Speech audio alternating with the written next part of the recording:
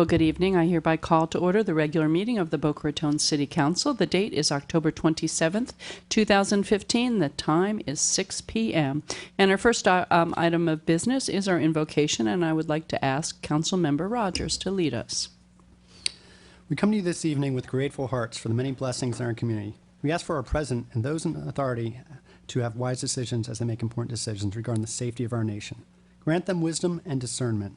We ask for the protection of our men and women in the military. We ask that you give vision to those who serve the United Nations with goodwill and justice and draw the world together in peace. We ask for your guidance over our decisions. Thank you. Please rise for the Pledge of Allegiance. I pledge allegiance to the flag of the United States of America and to the republic for which it stands, one nation, under God, indivisible, with liberty and justice for all. Ms. Saxton, will you please call the roll?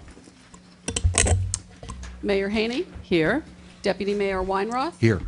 Councilmember Millay. Here. Councilmember Rogers. Here. Councilmember Singer. Here. You are all present. Thank you very much. We'll now move to amendments to the agenda. Mr. Arnell, are there any amendments to the agenda? We have no amendments this evening. I have been advised by the city attorney that the agenda is as revised. Some instructions have been added under item 11. So at this time, I will entertain a motion. Members? To accept the revised. Motion to accept the revised agenda? Second. Okay, so we have a motion by Councilmember Rogers and a second by Councilmember Weinroth. Is there any further discussion? Seeing none, all those in favor state so by saying aye. Aye. Those opposed, thank you. We'll now move to our minutes. Members, before us, we have the minutes of the regular workshop meeting of October 13th, 2015, and the minutes of the regular meeting of October 14th, 2015. Are there any corrections or additions? Move adoption as presented. Second. So we have a motion by Mr. Millay and a second by Mr. Singer. Is there any further discussion? Seeing none, all those in favor state so by saying aye. Aye. Those opposed, thank you so much. We have no proclamations or presentations this evening, nor do we have any board appointments. So we will move to responses to workshop information requests. Mr. O'Neill. Thank you, Chairman. The responses will be covered later in the meeting this evening. Thank you very much. We will now move to our consent agenda. Is there any member that wishes to remove any item from the consent agenda at this time? Seeing no one speak up, we will move forward and ask if there's any member of the public that would like to comment on any consent agenda item. Seeing no one come forward, Council, what's your pleasure? Madam Mayor, I'd like to move the consent agenda. Second. Okay, so we have a motion by Mr. Weinroth and a second by Mr. Millay. Is there any further discussion? Seeing none, Ms. Saxton, will you please call the roll on the consent agenda as presented? Haney. Yes. Rogers. Yes. Millay. Yes. Weinroth. Yes. Singer. Yes. The motion passes 5-0. Very good. We will now move to the quasi-judicial consent agenda. And I would like to ask if there is any council member or member of the public that wishes to remove the resolution for public hearing or comment on the resolutions. Madam Chair, Mr. Singer. question for the city attorney. Do we have to make any disclosures with this item? Generally, you don't, but if you have what you believe is a significant quasi-judicial ex parte, you can make that disclosure now. I have none. I just wanted to make sure we didn't miss anything. Thank you. Thank you, Mr. Singer. Always better to be safe than sorry. All right, so since there's been no request to remove or speak on anything, I will ask for a motion. Do we need public comment first, or? No, I already asked if any member of the public wishes to comment or remove an item. All right, then we make those moves separately, 216 and 15, or? No, it's the consent agenda, the quasi-judicial consent agenda. All right, then I move the quasi-judicial consent agenda. Second. So we have a motion by Mr. Weinroth and a second by Mr. Rogers to approve the quasi-judicial consent agenda. Is there any further discussion? Seeing none, all those in favor state so by saying aye. Aye. Those opposed. Very good. Thank you so much. We'll now move to item 11, quasi-judicial and related public hearings. And the public hearings on items A, B, C, and D will be conducted contemporaneously as the petitions are related. A separate vote will be taken on each petition.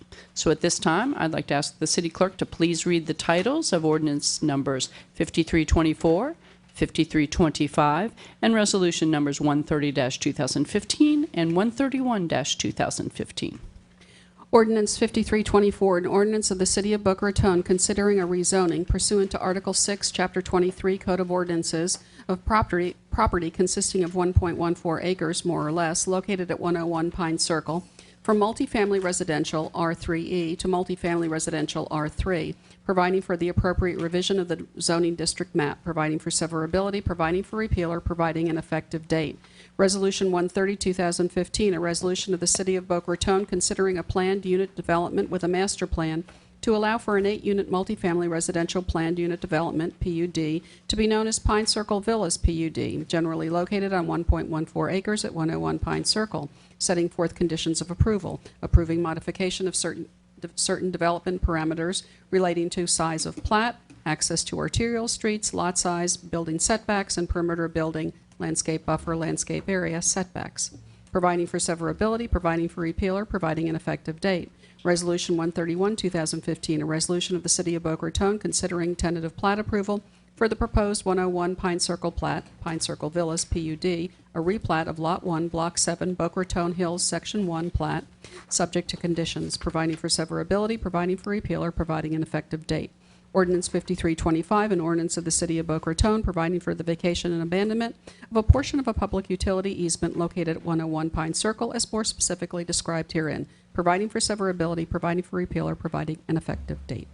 Thank you very much. At this time, I'll ask the city attorney to please review the quasi-judicial procedures that will govern the public hearing. Thank you. The following quasi-judicial proceedings will be handled in accordance with all applicable laws, including the provisions of the Code of Ordinances of the City of Boca Raton.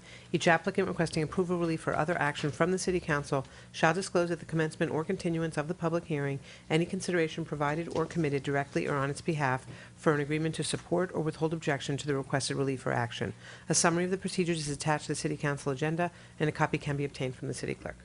Thank you very much. And at this time, I will ask the members if they have any ex parte disclosures. I'll begin with Deputy Mayor Weinroth. Thank you, Mayor. Yes, I have a discussion with Douglas Momau, with Armin Batmazian, and with James Batmazian.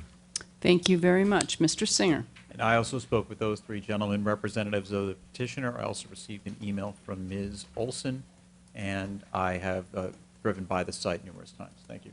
Thank you very much. Councilmember Rogers. Same ex parte disclosure, Investments Limited, Jim Batmazian, Armin Batmazian, and Douglas Muma, and same email. Thank you very much. And Mr. Millay. Yes, I spoke with James Batmazian and also had an email from Ms. Olson. Thank you very much. And I also spoke with Douglas Mumau, James Batmazian, Armin Batmazian, and I visited the site on several occasions. So at this time, I would like to ask any persons that wish to speak to please stand while the clerk administers the oath. Please raise your right hand. Do you swear or affirm that any testimony that you may give during this public hearing will be truthful and accurate? Thank you very much. Thank you very much. Mr. Arnell. Thank you, Chairman, members of council. Mr. Bell, your planning and zoning manager, will make the presentation this evening regarding Ordinance 5324, Resolution 130, 2015, Resolution 131, 2015, and Ordinance 5325. They're your agenda items number 11, A, B, C, and D. Thank you. Good evening, Mayor Haney and members of the City Council. Jim Bell with the Development Services Department. The item before you is known as the Pine Circle Villas PUD, and I'm going to reference it as the current petition, which I'll describe shortly what that means. The item before you is a rezoning from multifamily residential R3E to multifamily residential R3. It's also a master plan approval for a planned unit development, or a PUD. It has one phase, and there is also some PUD modifications that are being requested. A tentative plat approval and site plan approval to allow the construction of an 8-unit multifamily project. These are fee simple townhomes. I'd like to point out that that component of the application was approved by the Planning and Zoning Board on August 20th, 2015. There's also an accompanying application. It's for an easement abandonment, and this is for an easement that runs along the east side of the property. The abandonment is required for the project to be constructed because it conflicts with the existing easement conflicts with a portion of the building, and this ordinance will be considered contemporaneously with this petition. Here's some site background on the project. It is 1.14 acres. The existing zoning, again, is R3E, which allows 5 units to the acre. The proposed zoning is R3, which allows 9.5 units to the acre. And the land use is RM, or medium residential. That allows up to 9.5 units to the acre. And you can see where it's located. It's just north of Palmetto Park Road and just west of Northwest 4th Avenue. It's at the top of the hill. For those of you who are familiar, when you drive down Palmetto Park Road, you can see it's one of the highest points of Boca Raton. Now, in terms of a previous petition, of last year, there was a rezoning request to essentially rezone the property to the same designation from R3E to R3. The P&Z Board recommended denial of this, and there was also a site plan approval to allow a 9-unit multifamily developed townhomes. And there were some technical deviations associated with that related to driveway design and off-site vehicular circulation maneuvering, and the P&Z also denied that site plan request. So as a result of that petition, the applicant went back and modified the site plan. Well, let me first talk about what they denied it based on. They claim they had some concerns with additional density being placed onto Pine Circle and the safety of providing new driveway connections onto Pine Circle based on Pine Circle's existing design and configuration. So as a result, the applicant went back and revised the plan. And these are what the applicant decided to do. The applicant reduced the number of units from 9 units to 8 units, modified the project from rental project to a fee simple project, and which now requires a tentative plat to create the individual lots, changed the number of buildings from 3 buildings, which contained 2, 3, and 4 unit buildings, to four buildings that are all 2 units apiece, which basically are duplexes, and increased the open space in the property from 52% to 61%. Changed the project from all 3-bedroom, 3.5 bath, and 1-car townhomes to all 4-bedroom, 4.5 bath, and 2-car townhomes. Changed the project from all 2-story buildings at 27.5 feet to all 3-story buildings with a height of 35 feet. And removed the previous technical deviation for off-site circulation between the buildings and driveway spacing. Since the project now became a duplex project, it now meets these code requirements. They also modified the driveway spacing of the units. The project still has 4 driveways, but now their driveways are spaced out a little bit more than they were previously on the prior petition. The project was changed to a planned unit development to allow for attached fee simple townhomes. And in order to do that, there were modifications to lot sizes, setbacks, and landscape buffers, which we'll discuss shortly. And then also, the applicant is now providing additional landscaping along the project's frontage road, Pine Circle, within the future right-of-way of Pine Circle, and it's a revocable license agreement with the city for that landscaping. So on August 20th, the Planning and Zoning Board reviewed the modified plans, and they approved the associated site plan, and that's this current petition, and I'll discuss that shortly. So in terms of land use and zoning, again, R3 allows up to 5 units the acre. It did allow 5 units the acre, but there was actually an apartment complex on the site that was demolished in 2013, and that actually contained 13 apartment units, and that was a non-conforming use with that particular density. Now the proposed zoning will allow up to 9.5 units the acre, which, when you do the math, that equals 10 units. The applicant's actually proposing 8 units. And the current future land use designation that's on the property right now, that doesn't even need to be changed at all, also allows up to 9.5 units the acre. Again, the applicant's not proposing the 10 units that could be allowed under that. They're proposing 8 units. The project will actually reduce the site's prior density impact on the adjacent neighborhood from 13 units to 8 units, because that's what was there before when it was a 13-unit apartment complex. This is a context of where the property sits in relation to adjacent single-family residences, and there also is a multifamily townhome, 6-unit townhome project here. There is a child care building for special needs, and this is also a child care center at this location. So in terms of the rezoning impact, we had to look at whether it's consistent with the site's land use designation, and R3 is consistent with the RM, future land use, and it's also compatible with surrounding land uses and zoning districts. This is single-family zoned and land use. This is multifamily zoned and land use. This is multifamily zoned and land use, and so is this. And so it fits in the context of both multifamily and single-family. So in terms of land use and zoning, it is consistent. The last thing is it actually allows for a transitional use between less intense residential uses, which are to the west of the site, and more intense non-residential uses that exist to both the south and the east. And I'm just showing this because this is what was there before. This was the 13-unit apartment complex. And you can see that there is this existing 6-unit townhome project here. This is a child care facility. I believe it's a Montessori. And then this is also a special needs childcare. So then again, there is that transition between, you know, medium residential and also non-residential uses, with the childcare being here and this other childcare center being here, and then this also being multifamily in this location, and then the residential here. So a transition from residential to multifamily. This was the project's previous site plan. You can see again the clustering of buildings and the amount of driveways that were done with the project here, and how the driveways are spaced kind of closer with the prior design. And this is the current site plan of the project. You can see that now the driveways are spaced out a little bit more, and there is also now the additional landscaping along Pine Circle that's with the revocable license agreement that's going to be for the project. And then also the applicant's now providing a sidewalk all the way around the perimeter of the site, which didn't exist before. So in terms of the actual project, it's an 8-unit multifamily fee simple townhome project. The average townhome unit is over 3,700 square feet. The code minimum is only 750 square feet, and that's only for a 2-bedroom unit. These are going to be 4-bedroom units. The previous height of the project when it was the 13-unit apartment complex was 35 feet, so they're building a building that was comparable in height to the prior building. All the townhomes are going to have 2-car garages and 2-car driveways.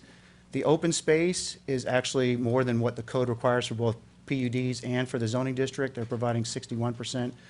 The code requirement for PUD would be 40, or for the R3 would be 25%. In terms of access, you can see that it's now provided by 4 full access driveways that take you to the 8 townhome units along Pine Circle Drive.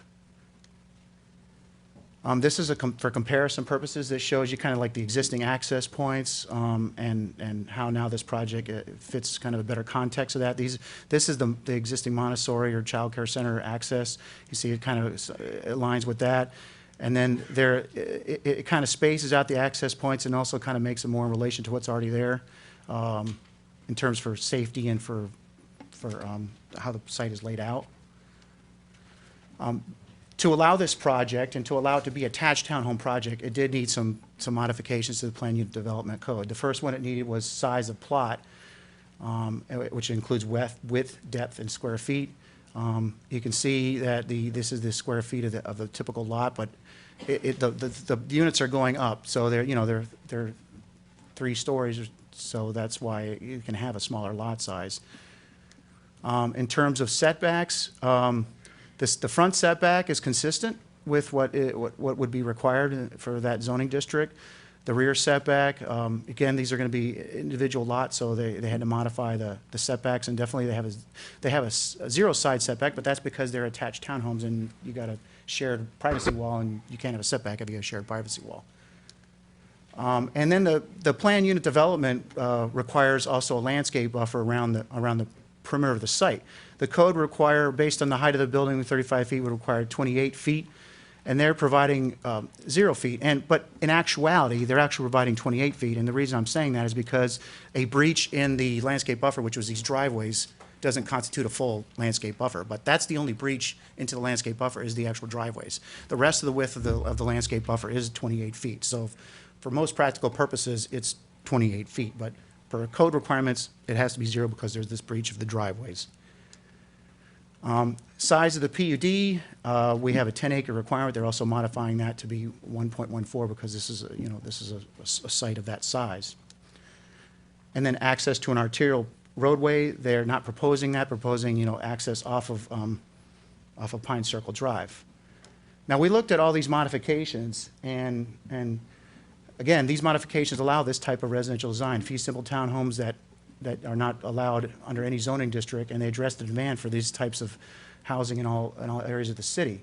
So we reviewed the modifications, and we concluded that, it is, even though it's a multifamily project, it actually has been designed to be more single-family in nature.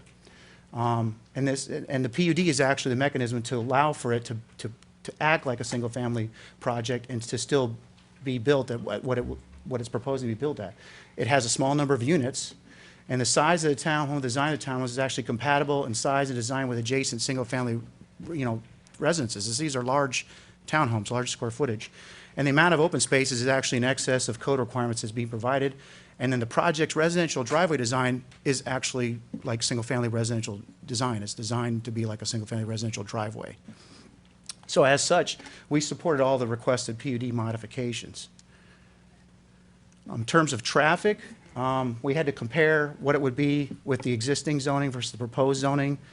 And that would actually amount in increase in 34 trips, or an increase of 3 a.m. and 3 p.m. peak hour trips. That was if you did it at the maximum of the zoning with 10 units versus 5. 5 is what you could do now with that zoning district. 10 is what the proposed zoning district could allow. However, this is a UC approval, and the applicant only wants to build 8 units. So when you do that comparison, it's actually only a 20 trip increase with 1 a.m. peak hour and 5 p.m. peak hour trips.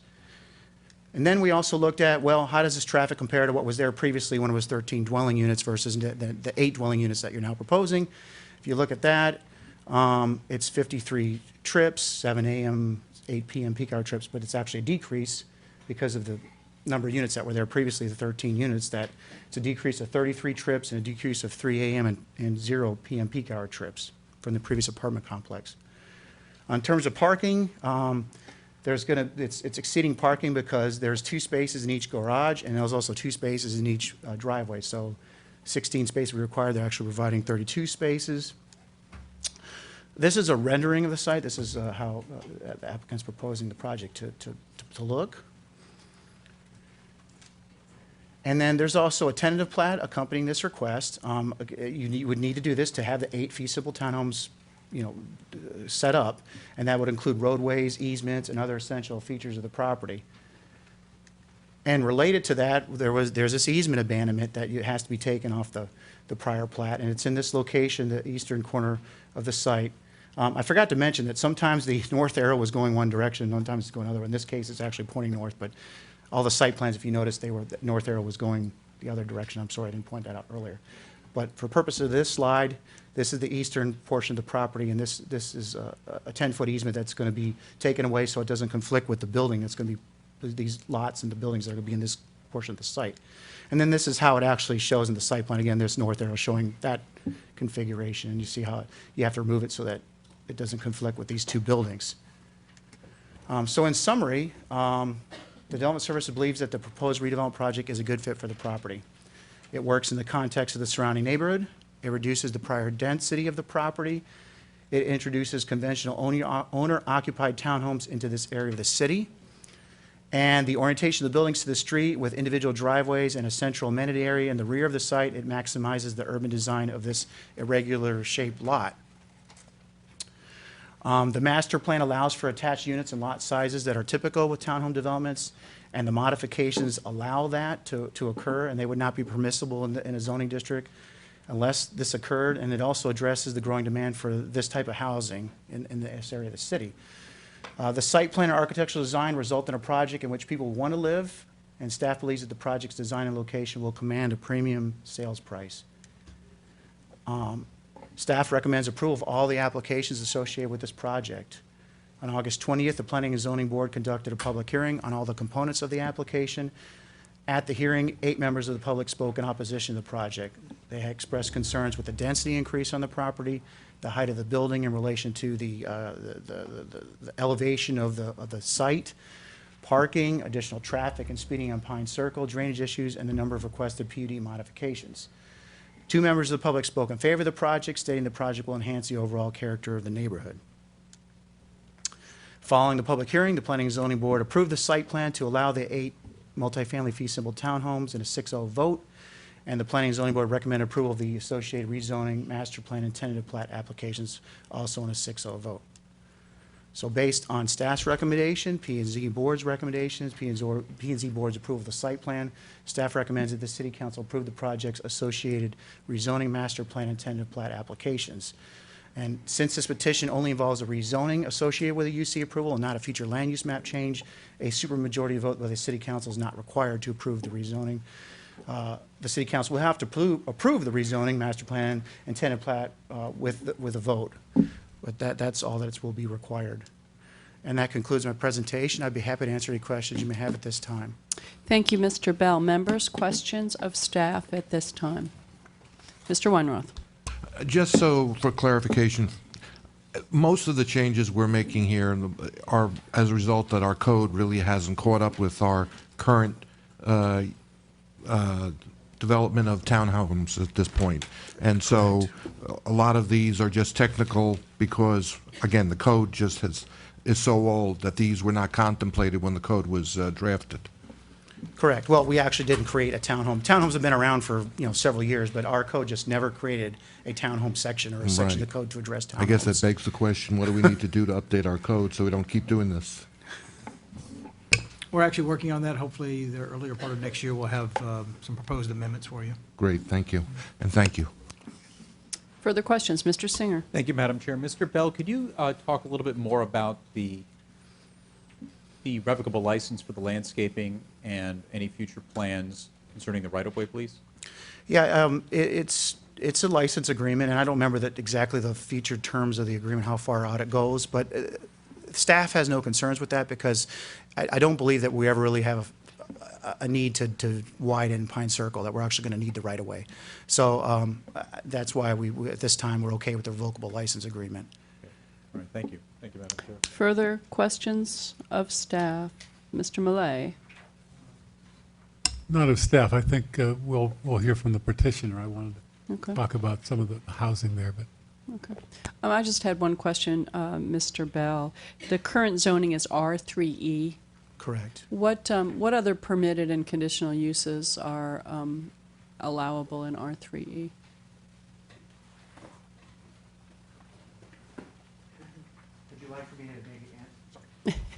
Would you like for me to answer that after the petitioner? That would be Give me a little fine. bit of time to Okay. look. Thank you. Okay, that'll give you the Unless time there's some to- other questions, I don't want to. Is there any further questions?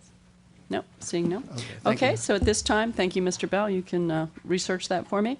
At this time, I will open the public hearing on the ordinance, and I'd like to call the petitioner forward. You will have 20 minutes to speak. Okay, great. And please give us your name, address, and Good evening, Madam Mayor. My name is Doug Mumal, 310 Esplanade, Suite 50A. I'm the architect for the project. It's nice to see you all again. I have a presentation that he's pulling up. Mr. Bell did a very thorough job of the technical merits of the application. If I could, I will not take 20 minutes. I will be brief. But I would like to just share with you some of the history on the project so that you have an understanding of what's taken place over the last 3 years. The property, when it was acquired in 2012, was the former original radar center for the U.S. Army back in World War II.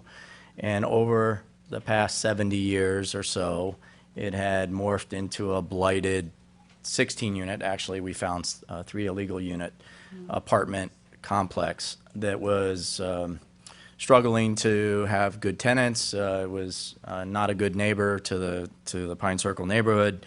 And we immediately began our safety inspections and thorough building inspections to see about how we could renovate the units to make them marketable and safe. And it was deemed at that time that the building over that period of time had really become unsafe. Electrical, plumbing, you name it, various aspects of the project could not be affordably improved. The units were not marketable in their current size. Again, they had been, made into, mini units. And so the decision was made to tear the building down. As soon as we tore the building down, work began on our first initiative, which was a 9,500 square foot commercial daycare, which is a permitted use under the R3E zoning. As you know, from Mr. Bell's presentation, there is a Montessori school across the street. There's a special needs school to our immediate northwest, and the property is zoned for it. It's 1.14 acres. It was bought with the intention of a commercial use, and we began the design of that. Through our normal outreach program that we do with every project, we reached into the neighborhood and got input and feedback from the stakeholders about the 9,500 square foot. We worked with staff on trying to improve some of the technical merits of the commercial use, and after some length of time, almost maybe 9 months, we had a meeting with all of the stakeholders where it was decided that if Mr. Batmazian would look at a residential use and pull the commercial use application away, that they felt it would be more compatible with the neighborhood.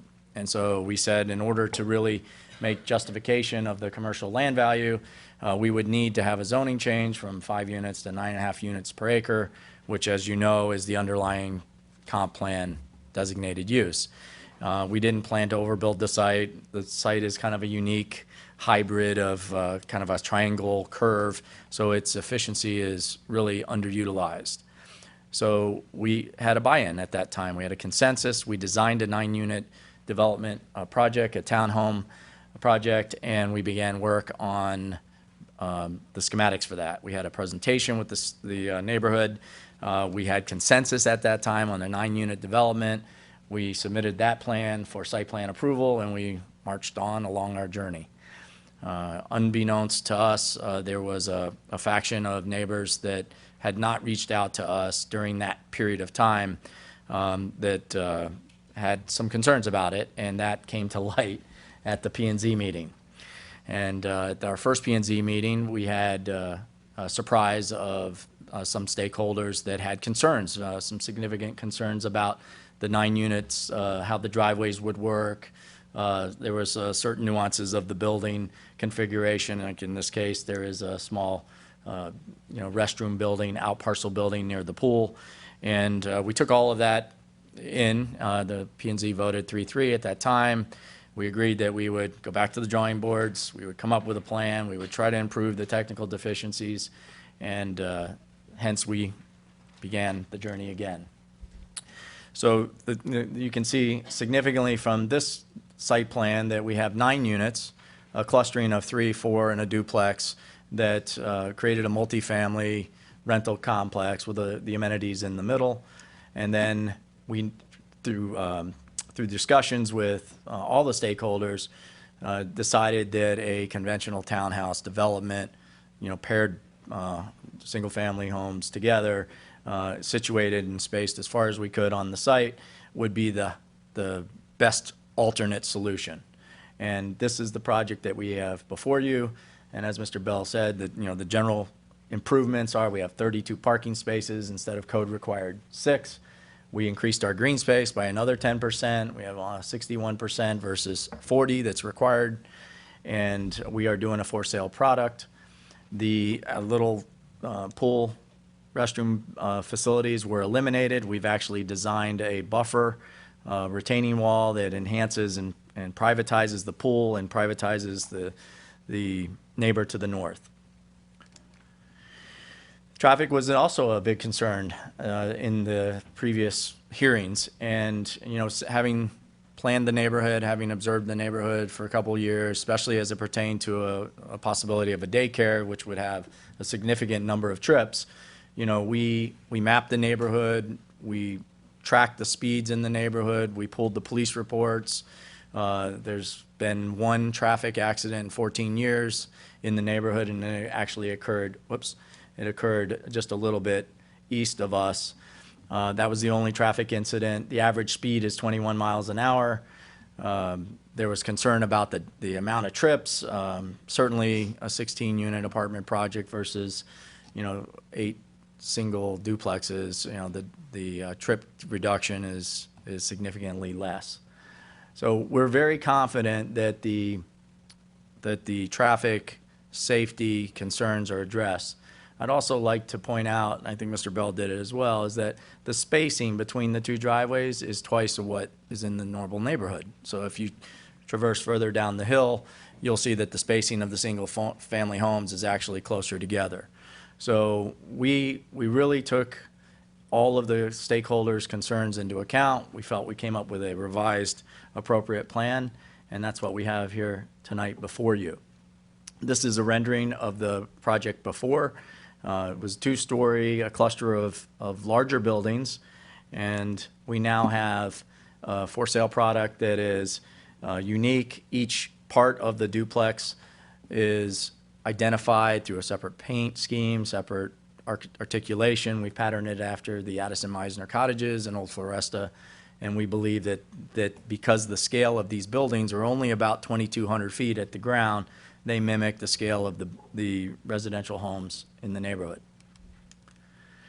This is a kind of a superimposed aerial so that you can take into context the scale of the homes around the neighborhood and the lot sizes that they're on, and you can relate it to the footprint of the buildings that we're proposing. The 4 driveways spaced, along a 300-foot curve makes for good, safe intersections. I'd also like to point out that this is a 60-foot right-of-way from the old Army days, and so there is a 55-foot driveway reservoir as opposed to coming out of a house which has a 25-foot driveway reservoir that backs onto a sidewalk. So there is sufficient backup space for cars to safely back up, see what's coming, and then enter the Pine Circle driveway, or Pine Circle Road. This is a slide of the landscaping that we proposed initially of the 9-unit development. And we have maintained a enhanced buffer of flowering and shade trees along the north edge. This building, you'll see, has been removed. And an enhancement of all the green area, as you see, in and around the buildings, as well as a buffer along the front property line. In our new concept, we've maintained that. The pool building is gone, but you can see that with the division of the buildings now into pairs, that we have opportunities to put more landscaping in and around. In fact, that was one of the strong critiques that we received from some of the new neighbors, which was, we really would like to see this area enhanced, so as you drive by, the scale of the buildings could be masked by the trees. So we took that to heart, and at the expense of ownership, we have created a secondary buffer of shade trees that will happen along in the right-of-way, which is the purpose of the license with the city, so that we will actually create a double landscape buffer along the entire perimeter. And we believe that, these are all flowering, beautiful trees. These are oak trees that, once they reach maturity, this project and the enhancement to Pine Circle will be magnificent.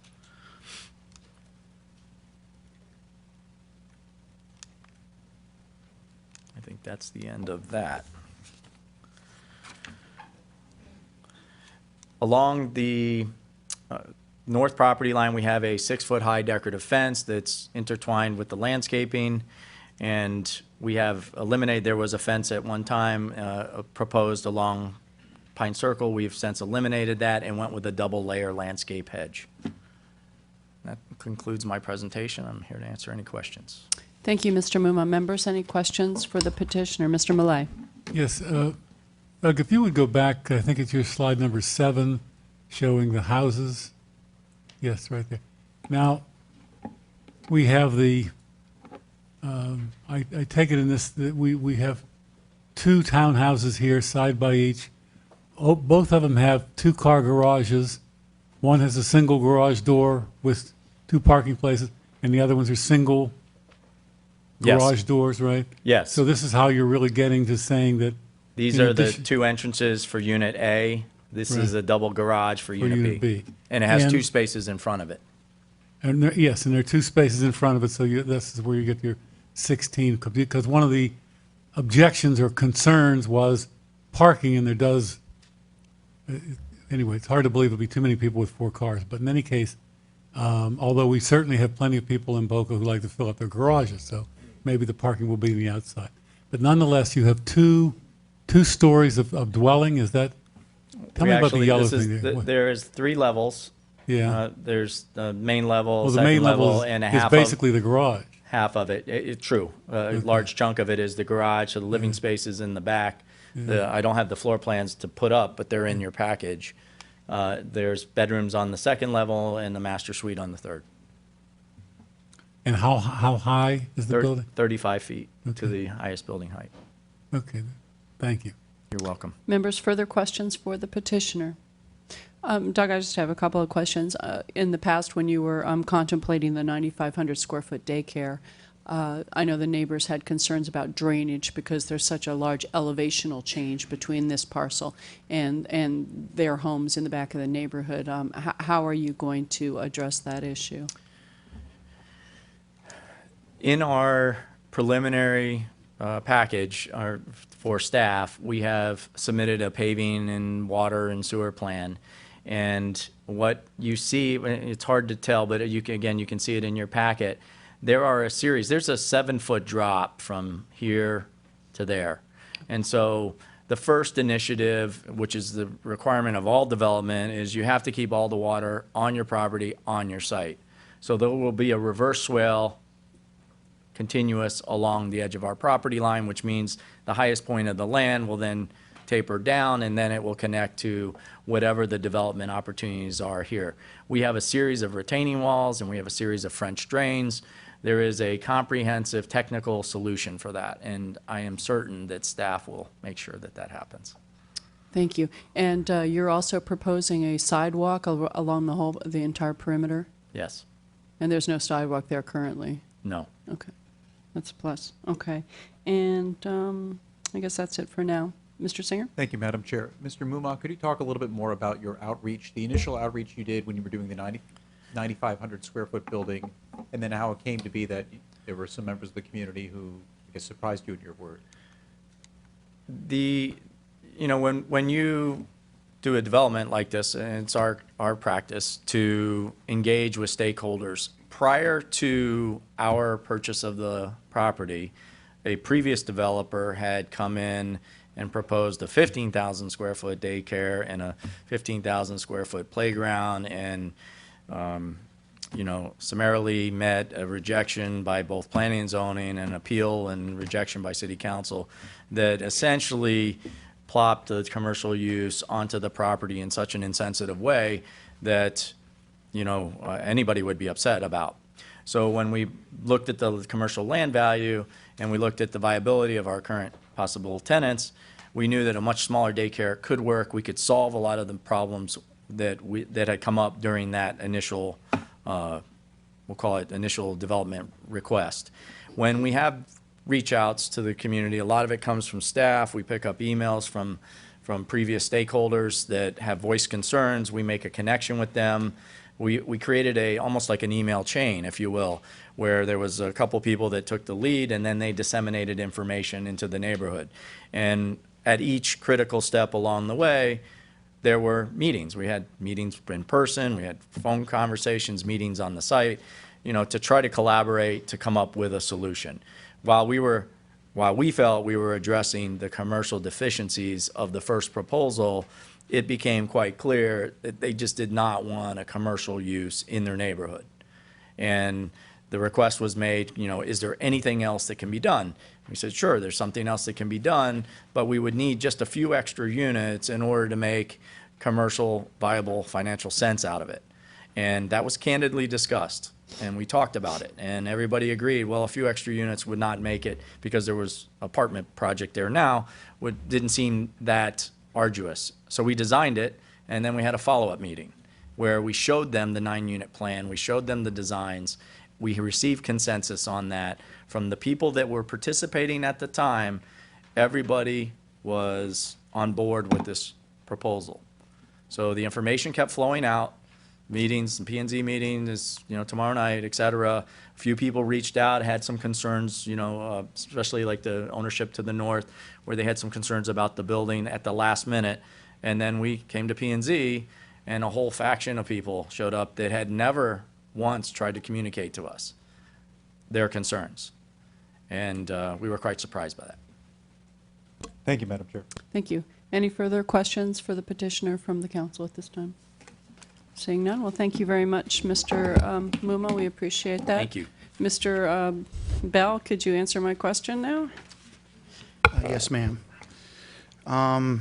The R3E zoning district, first I'd like to point out that there are no conditional uses allowed in that district, only permitted uses. And the permitted uses are single-family and duplex townhome units, public, private, parochial kindergarten, elementary, high schools, heli stops, community residential homes, child care and adult care centers, and places of worship. Okay, so more intense and more traffic generators. And some Oh, non-residential uses, yeah. obviously. And duplexes are a permitted use. Duplexes are permitted uses, Okay. single-family Right. duplex and townhouses. All right, thank you so much. I appreciate that. All right, this is a public hearing. I've got a couple of cards. I'd like to call Aaron Markoff forward. Please give us your name and address, and you'll have 5 minutes.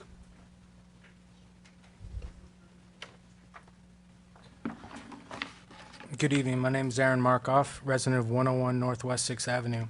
I haven't been able to speak at the last couple of city council meetings due to family illness. My wife and I bought a house a little less than a year ago, falling in love with the neighborhood from living in our townhouse at 442 Pine Circle. The brown townhouse is directly across the street from the development site. We lived on the most drastic part of this corner for 10 years and currently still own 442 Pine Circle and rent it out and part of the HOA. We moved partially because of our 1-year-old daughter being surrounded by the dangerous streets. Our kitchen there was actually 30 feet from the most dangerous part of the circle. After living, experiencing, and exiting onto Pine Circle for 10 years, there's very few in this room that understand the circle more than my wife and I. We have dodged cars, walking our dog twice a day for 10 years. There was just a mention of only one accident in the last 15 years. I'll show you that this is not true. This is what it looks like when there's when the daycare center has an open house. It doesn't look like those sketches, does it? That's just one open house when the parents come. This is one accident right on the corner that they drove right through our fence, and we had to get it repaired. And then afterwards, about 5 years later, the same thing happened. This is a police report for that one. There's a police report for this one. And there's also a police report for the second one. This one, they actually drove directly into the Montessori school about a week before they began school. And it's very, very scary. This is the playground here, right behind where they exited. I don't think that there's a problem with the development itself. I think there's a problem with the street that was created 50 years ago. There's no arrow signs, there's no speed bumps, there's no curbs, there's no guardrails, there's no sidewalks, there's no stop signs, there's no crosswalks. There's only one street light on this whole circle. It's littered with blind spots. Adding any more blind spots, I think, will be a tragedy at this point. There's going to be 4 driveways, like he said, and their visitors' cars added to the school's cars. And we have the townhomes directly across the street. We have one parking lot with, I think, 8 spots, and it accommodates all of us with one entrance onto the circle.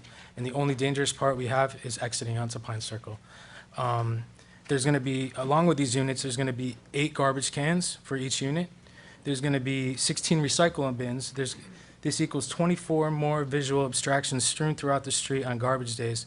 I assume mailboxes are going to, I don't know where the mailboxes are going, but let's add FedEx, UPS, postal trucks, stop making deliveries, school buses, garbage trucks, all have to stop on this dangerous circle. Cars backing out, and the cars from the Montessori school, all that park on the swell. I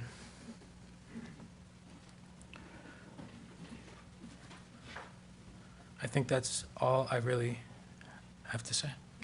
Thank you, Mr. Markov. We appreciate your presentation. Thanks for being here. Doris Olson.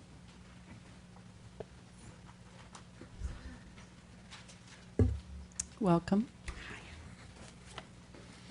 I don't speak as well as these people. I'm just an old retired lady. Can we have so- your name and address for the record, sorry, please? sure. Doris Olson, 151 Pine Circle, Boca Raton, and I've owned the property since '75 with my parents. 1975, yeah. And anyway, I spoke at the last couple of meetings, and it didn't make an impact. It probably won't make an impact now. But I invite everyone, we're only a couple of blocks away. I'll take you all in my car, can squeeze, and we'll drive the circle. It's really not a good circle to drive. It's barely 2 cars can go opposite each other. My granddaughter is just starting to drive, and she does not want to drive on that circle in case somebody comes from the other side. She doesn't know where to go. As far as parking goes, the swale is, well, okay, I'm just on the corner. May I? Yeah, here, why don't you use the handheld mic right on the side of the podium so you can speak to us on the record while you Okay. show us where you live. It's okay. No, wait, it has to be recorded. Oh, okay. Thank you, Miss Olson, we appreciate it. I live. Okay, well, I can't point. Okay, Here, give her a laser. right there. Okay. wait. Where the big oak tree, thank you. Okay. Right there, on the corner of Fourth and Pine Circle. No, not that one, down. Down, that one, right there where the tree is, yes. Right. It's a huge oak tree, and I planted it as a stick. So when, you can see how big that thing is, when they're all gonna be that big, I don't know if you're gonna see anything. Okay. Maybe less trees, because those are, I have one in the back too. If you can see the back of the property, there's another giant oak tree. They're just huge, and I planted them as a stick.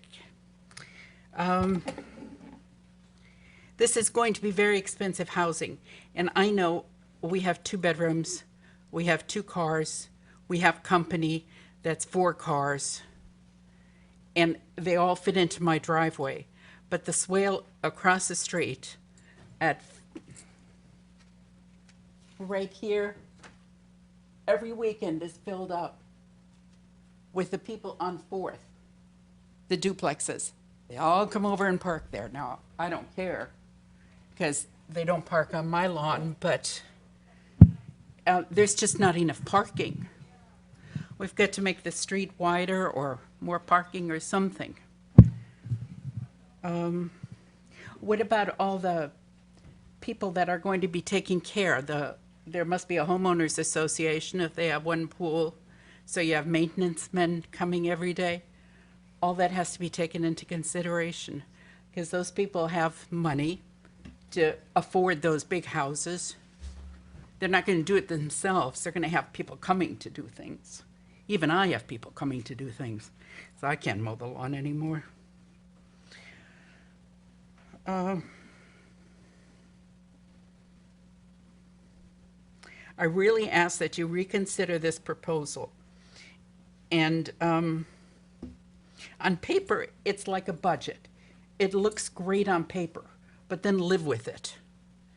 And then in a couple of years, when this is up and running, and then somebody says, oops, now what? The rest of us have to live with it. Can't take an eraser and change it. It is what it is. And I just wish we could live within the law. And when they say 35 feet high on the other one, that was 16 apartments, well, probably we had 4 or 5 indigent people living there without cars. Sometimes there's a family of 10 that moved in. They had 1 car. Then they had a friend come and help them fix the car. So we'd see 2 cars there. But there weren't so many cars there. It was just all, anyway, my time is up. Thank you very much. Well, thank you, Ms. Olson. You did a great job. Thank you. We appreciate it. Thank you. I have no more cards for this item, but this is a public hearing. Please come forward and give us your name and address, and you'll have 5 minutes. Sure.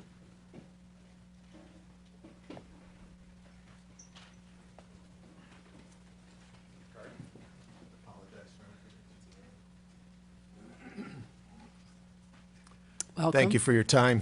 My name is Gary Nemeth. I live at 498 Northwest First Street. And I'd ask you not to approve these changes that are included in this agenda item number 11. And I'd also like to clarify some things before they fester into fact. The first thing that comes to mind is during Mr. Bell's presentation, he mentioned that the height of this development will be compatible with the prior building on the site. You saw the prior building on the site. If you can show that slide again, I think it was your figure 7. I don't think the building was 35 feet tall. And if it was, it would be measured from the west side, and that grade has been significantly changed. The site is now elevated on the west side. That building will be probably the building that's on the highest elevation in the city of Boca Raton, and it's 35 feet high. But to address the point that was made, it is not compatible with the height of the building that was there before. That is not a true statement in my mind. The second thing is density. We were comparing, Mr. Bell was comparing density to saying, well, they could build 10, but they're building 8. What you're considering doing is changing the density by 60%. You're nearly doubling it. That is the issue here, and that has been the issue for the neighborhood all along.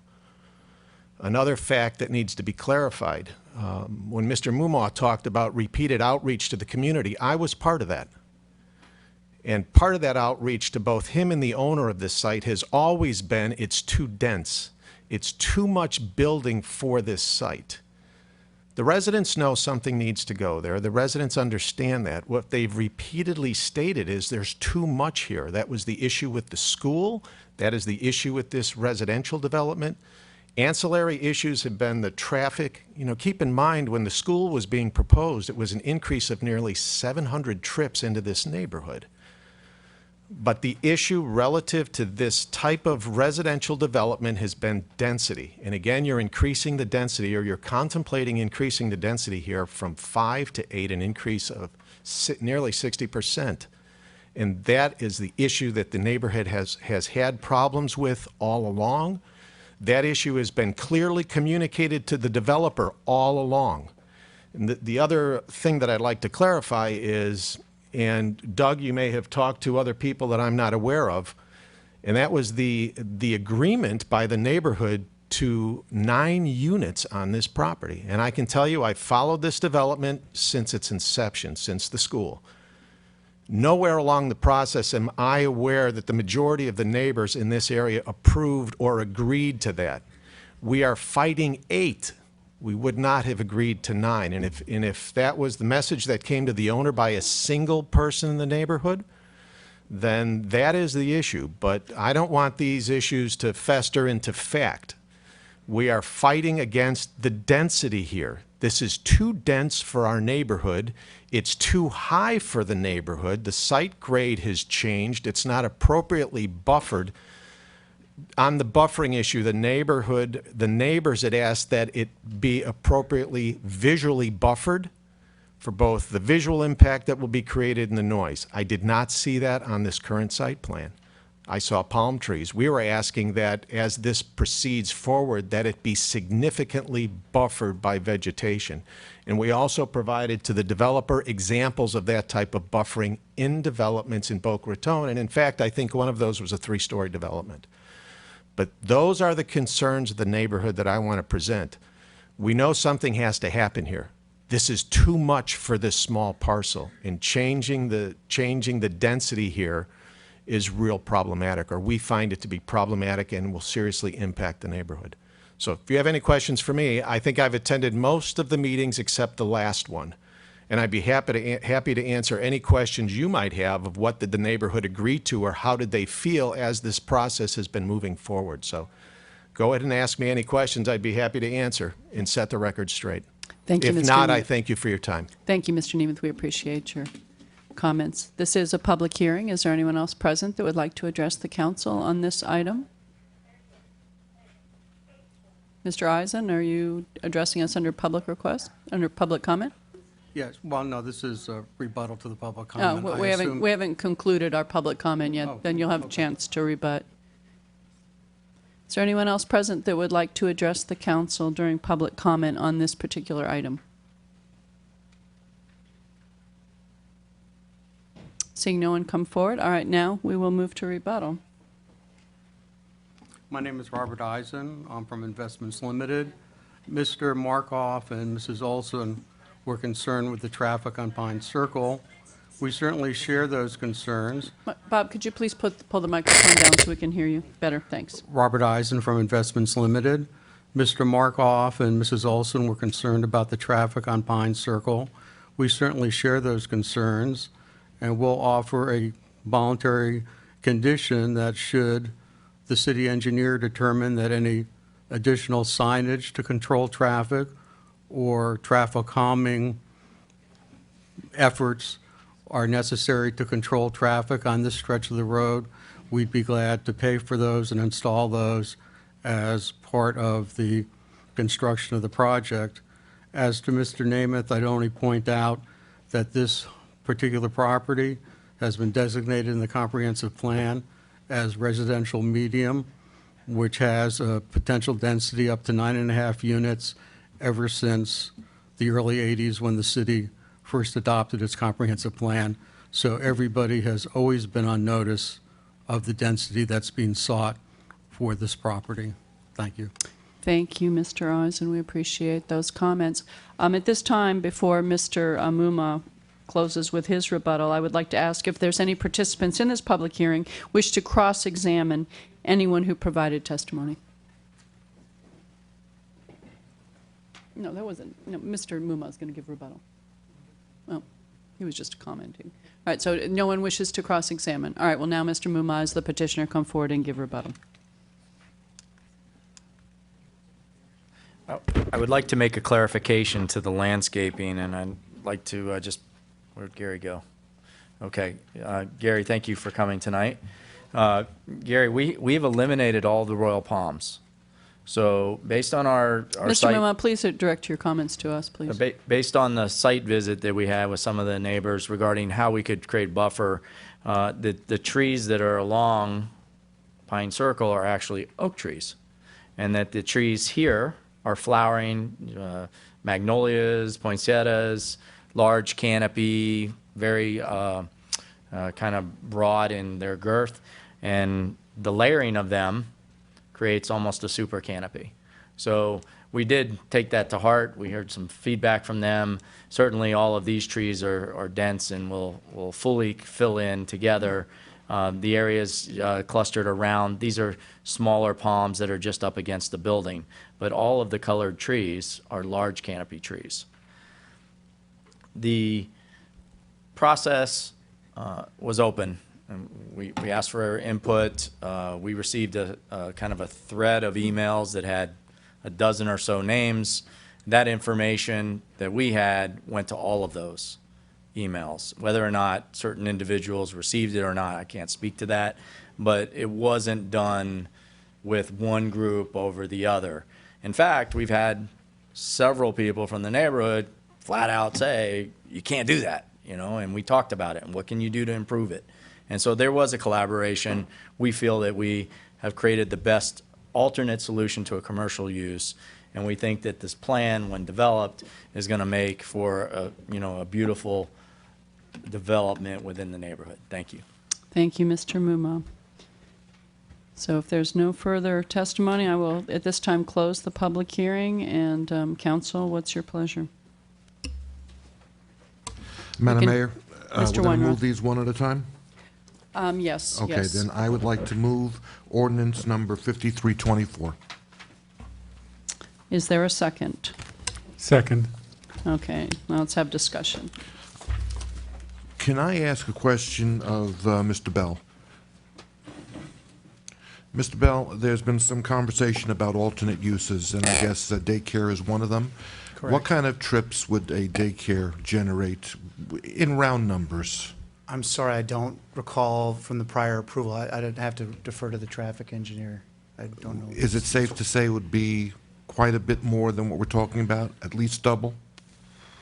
I really don't want to provide incorrect information. I don't know if Okay. it's double. I'm sorry, I'd really have to, maybe the applicant's traffic engineer or ours traffic engineer. I just don't recall. Do we have a traffic engineer from the applicant side? No? Okay. Thank you. Any further questions or comments? Mr. Singer? Thank you, Madam Chair. Could you talk a little bit about, or perhaps petitioner if necessary, the grade changes that have taken place at the site, or that would be contemplated being taken? I would think the petitioner would have to talk about that, because that's kind of related to the drainage. All right, then, let me Yeah. ask you another question then, please, about. Because we don't have to provide that information at this level. Right. Mr. Markoff made some concerns. He said, if I understood, not concerns with the project, but a number of concerns about traffic. At what stage, if any, regardless, have we looked at this recently? This is a traffic question, sorry, but have we looked at this recently, regardless of what may happen with the site in terms of any traffic improvements that might be necessary or beneficial? No, it did not require, I mean, obviously, as part of the approval, it gets sent up to Palm Beach County. Palm Beach County reviews it for any maybe possible intersection or off-site improvements to adjacent roads, and the amount of trips that were associated with did not provide a need for any improvements in either adjacent roadways, Fourth or Palmetto, or even internally to Pine Circle. Pine Circle is a local road, so that would be our jurisdiction. We didn't deem it necessary for us to have any improvements for it. And we've not identified any concerns with the width of the road. No, if I recall, I don't want to put words from Doug Hess, but if I remember from other hearings that have been on this topic, it's the actual space in the driveways, the fact that there is now additional landscaping being proposed along the roadway, those help with traffic calming per se, because they actually slow down the project to a certain extent. Thank you, Mr. Bell. My only question was, again, for just on the grade changes, if anyone can answer that. Thank you, Madam Chair. Yeah, Mr. Bell, I have a question as well, too. Since this design is contemplating required parking being within the garages, did staff review their documentation to make certain that those will be deed restricted? Yes, both myself and the city attorney's office looked at For parking, they yes. cannot be- They cannot convert the garages to something of another use. Okay. Was there was testimony given or concern expressed about the mailboxes? Did staff consider that, or the trash pickup? The trash pickup will not be any different than what is done for a typical single-family residential development. The mailboxes, I'm not sure. I'd have to ask the applicant if he's proposing gonna a have a kiosk or central- not. I don't remember that level of detail. Okay, okay. Members, any further questions of Mr. Bell at No, this time? nothing else. Did you want to, could we ask the petitioner, could someone address the drainage and the fill issue and the elevational issue of the site? Could you restate the question, please? Sure. Mr. Nemeth mentioned an issue that the grading had changed since you've acquired the site. Could you talk a little bit about what changes there are and how the site grades out now? Flatter, I imagine. When the building was demolished, there's a large hill. And the hill, and there wasn't, when the apartment building was there was a lack of a perimeter swale, which I explained in my presentation. So we've had some bad rainstorms, and some of that fill from the demolished building kind of washed onto the road. So the current configuration was going to be rectified when we develop, which will create kind of a reverse dam at the road that'll keep the water from going up onto Pine Circle, and then it will be collected and drained. Thank you. Okay. Any further questions of staff? Mr. Rogers? Madam Chair, thank you. Question for the applicant, actually, if that's okay. Okay. You talked about the buffering, I think, on the outside. What type of trees buffering is on the north side between the project and the residences? Maybe we could bring that picture back up, too, or any picture. Kristen, can you look at the large plans? I'd like to tell you I can read these small prints. But this big line on the side here. Buffer of native trees and shrubbery along property line. Tropical, I can't read it. We have a landscape plan. 1 second, please, and I will tell you.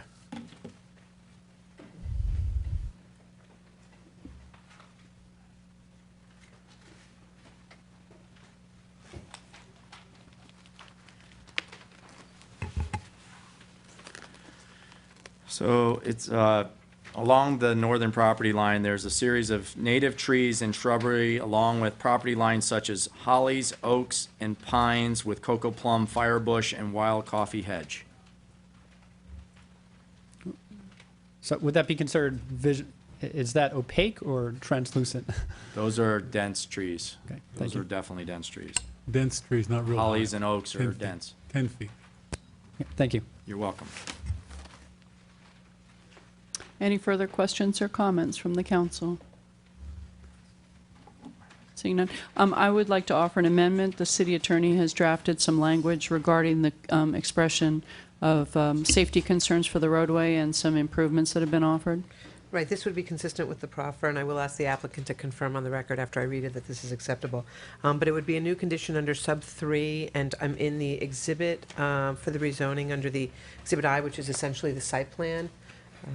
So it would be a new condition under 3. Right now it numbers up to N, but it would probably be located earlier, but as a new sub-number, and it would read, obtain approval of design plans and necessary permits to design and construct speed reduction devices or signage for the public right-of-way, subject to review and approval by city staff. And then we would add a reference both in the bonding condition, and it would also be captured by 4B, which would require that those improvements be completed prior to CO. Thank you very much. So I'd like to move that amendment. Is there a second? Second. Okay. Any discussion on the amendment? If I may, before there's a vote? Yes. Mr. Brown is suggesting that we add language that also says the applicant shall maintain those improvements thereafter. Okay, very good. Does the seconder agree with that amended Of course. amendment? Okay. All right. So is there any discussion on the amendment? Seeing none? Oh, no. Okay. Ms. Saxon, could you please call the roll on the amendment? Singer, Yes. Haney, Yes. Rogers, Yes. Malay, Yes. Weinroth. Yes. The amendment to ordinance 5324 passes 5-0. Very good. So now we're back to the main motion as amended. And I apologize, I'm a little slow That's tonight. Can okay. the applicant just confirm, or just give me a head nod, give me something for the record? Yes, ma'am. We That accept the was condition. consistent with the proper? Yes. Okay, thank you. Okay, wonderful. All right, so we're back to the main motion. We have made by Weinroth, seconded by Malay, as amended. Members, are we ready to vote, or is there further discussion? I would Mr. just Miller? want to comment that we've seen a number of plans with this area. This is the highest point in Boca Raton. It's not going to stay vacant forever. This is certainly the best plan we've seen, and for that reason, I intend to support it. Thank you, Mr. Malay. Yeah, I'll just comment that, this has been a tough one. It has a current land use of residential medium. So we're not changing the land use. The zoning wasn't exactly compatible with that.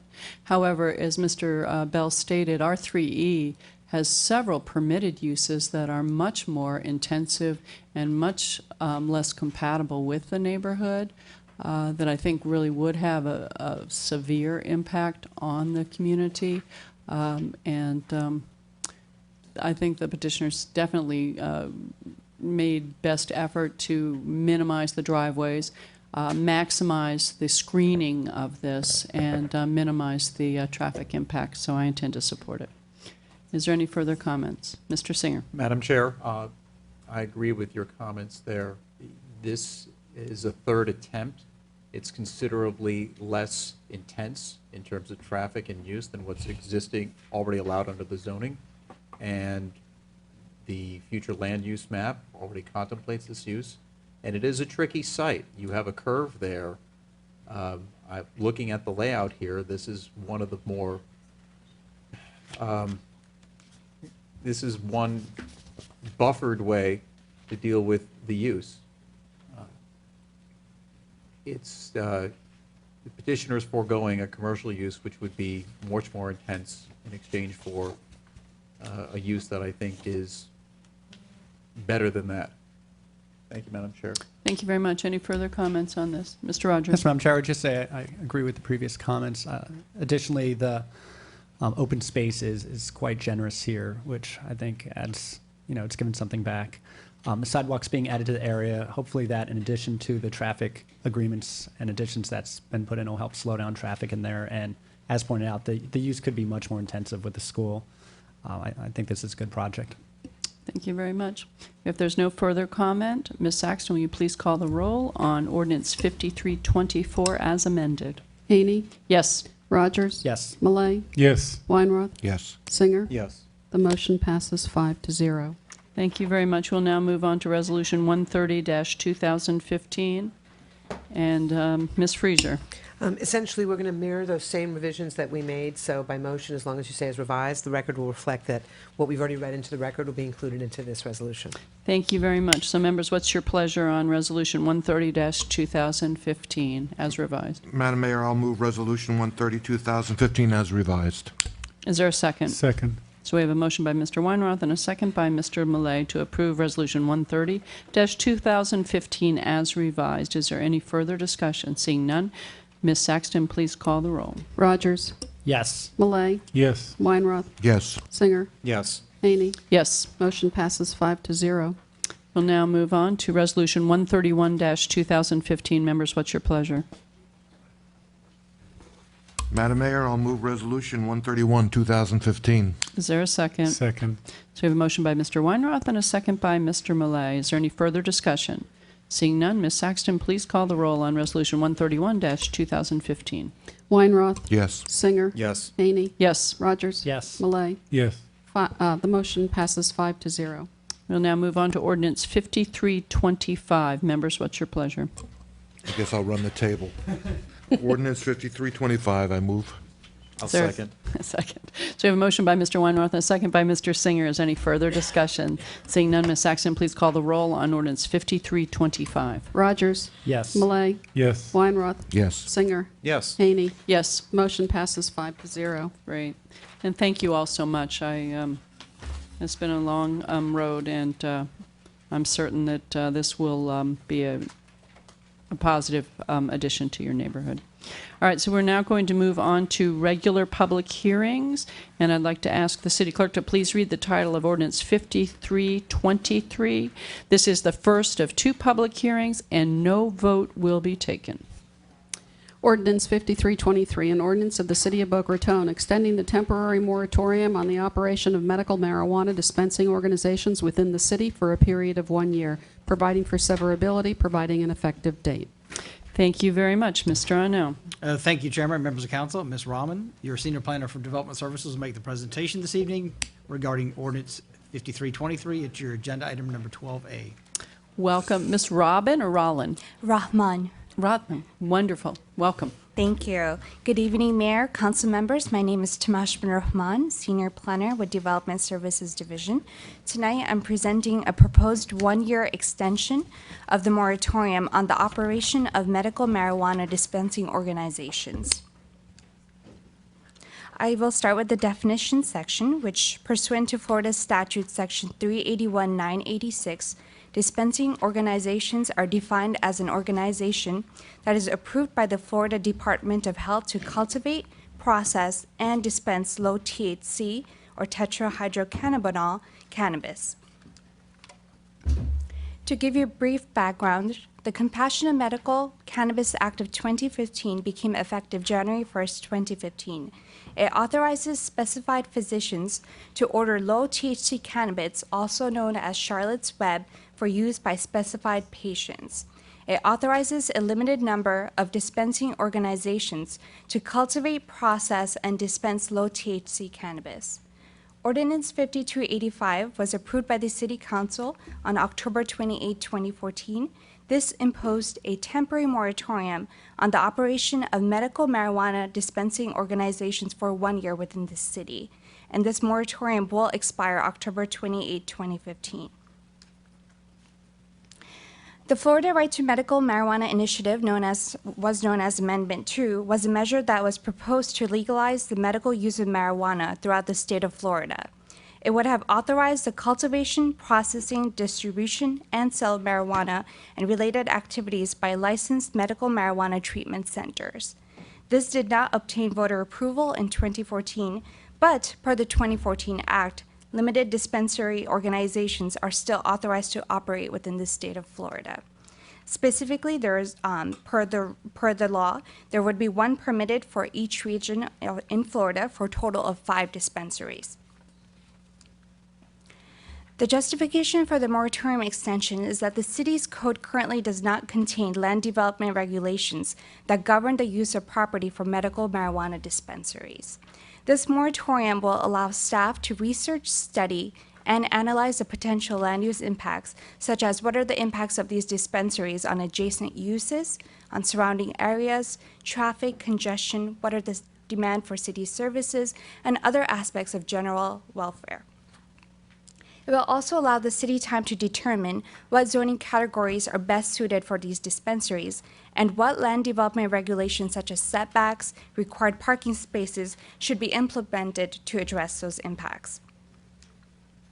At the September 15, 2015 meeting, the Planning and Zoning Board meeting, the board recommended approval of the proposed moratorium by a vote of 6-1, and based on the above recommendations, staff is recommending that the City Council approve the proposed 1-year extension of the existing moratorium.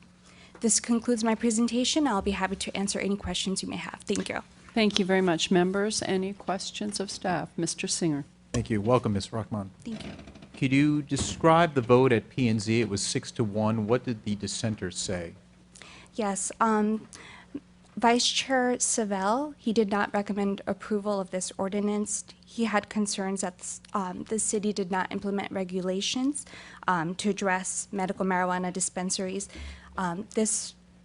His concerns also were tied to his concerns in 2014 last year, where he felt that medical marijuana dispensaries and treatment centers should be treated like pharmacies because they also sell drugs.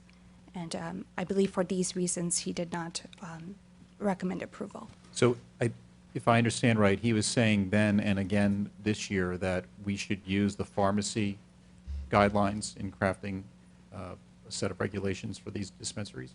I believe so. Okay. Could you talk a little bit, if you're aware, of the legislative efforts that are anticipated out of Tallahassee this session? Because last year when he took this up, we thought, and Tallahassee the legislature was working on something. They didn't pass anything, but I think it's back up. Right. Currently, the Department of Health has received 20 applications for dispensaries. At this time, I believe they are choosing those applicants, and they have stated that they will choose the medical marijuana dispensaries by the end of this year. But I thought there were also discussions there was some pending legislation concerning some land use tied to these dispensaries. Are you aware of any? Based on what was provided on the website, there is some information on the Department of Health website. They have not discussed land use, what land use would be most appropriate for these dispensaries. But is anyone at the either legislative level or regulatory level in Tallahassee working on some land use guidelines or restrictions? Or they're just leaving it all up to the localities? At this time, I have not seen anything. Okay. All right. And other localities, though, have either put in moratoria. I'm aware of those. Are you aware of any local, nearby localities that have implemented land use regulations? At this time, I believe Vero Beach is the only municipality that has implemented some sort of land development regulations to address the impacts for medical marijuana dispensaries. Right, but no one has a dispensary, so they don't have them. We haven't seen how they're in practicality. Right. And the last thing, you mentioned, could you just describe again and elaborate, please, on what you mentioned with the 5 regions?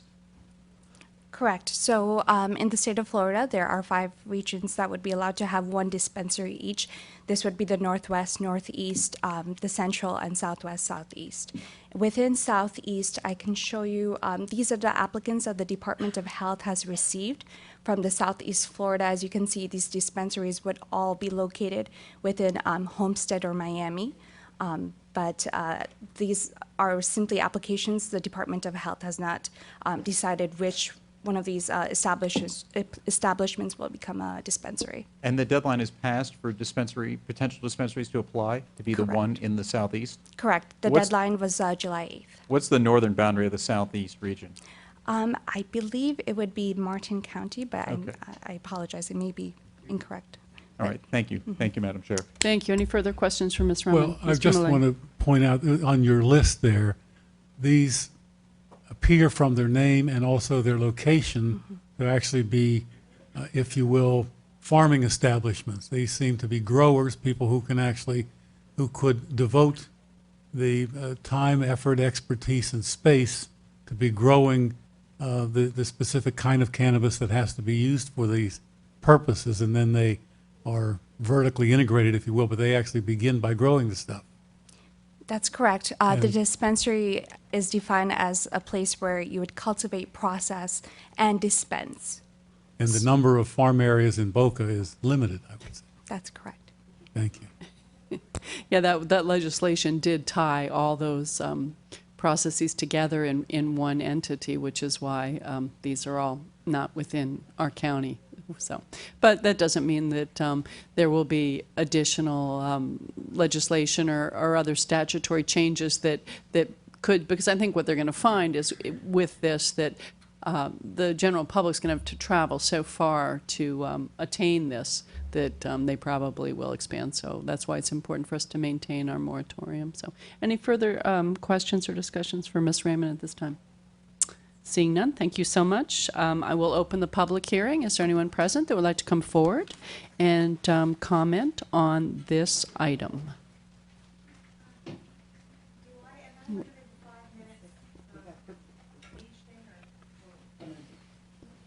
Welcome, Mr. Groman.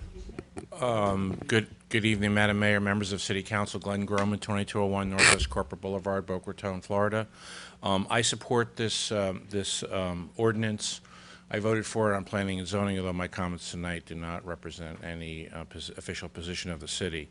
I just wanted to speak to Mr. Singer's question about Mr. Seville's commentary, and hopefully I'll correctly categorize this. The purpose of the moratorium was to develop regulations. And I think what Mr. Seville's issue was is that we hadn't developed the regulations yet, so now we're extending it. I think that's really his primary issue.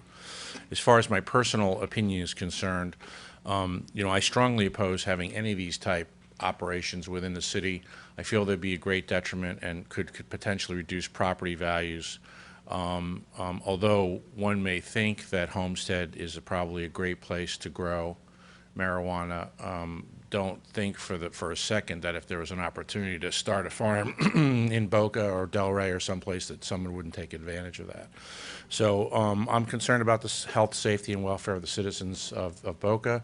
I'm also concerned about its high property values, and I want to make sure that nothing is done to negatively impact those, and I think this is sort of a business that would be better suited to some other locale other than the city of Boca Raton. Thank you very much. Thank you, Mr. Groman. This is a public hearing. Is there anyone else present that would like to come forward? Please come up, give us your name and address, and you'll have 5 minutes. Welcome, Ms. Lesher. Okay, that's Vivian Lesher, 100 Northeast Spanish Court. And I didn't come here tonight to talk about this. I didn't even know it was on the agenda. But I'd like to say that I was really hoping that that was going to pass last time. My dad's 88 years old, going on 89 with Parkinson's. And I was thrilled that was going to pass because I was going to be able to get him medical marijuana. He wanted it. And so it's not legal. I'm not buying it for him, but as soon as it's legal, I will be.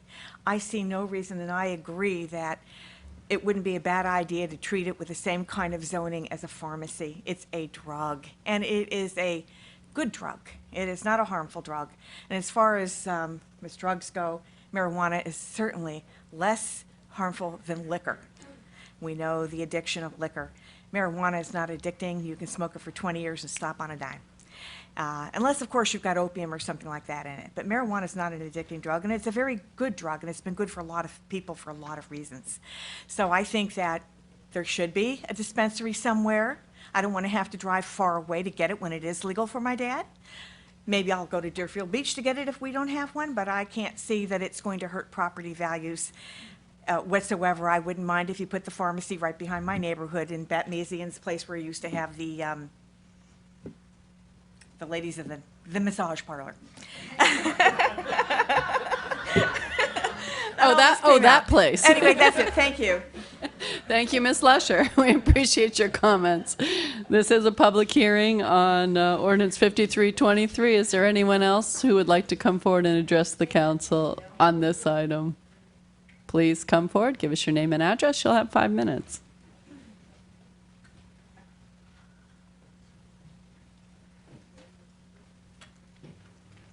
Welcome.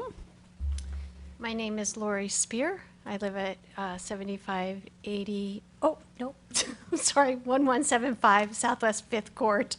Sorry. I have been to a medical marijuana dispensary. The one that I went to, it was very professional. It was very regulated. It did not look like a tattoo parlor, which we have those. It was in an area that was appropriate. It was an area where there were other stores. It wasn't in a neighborhood.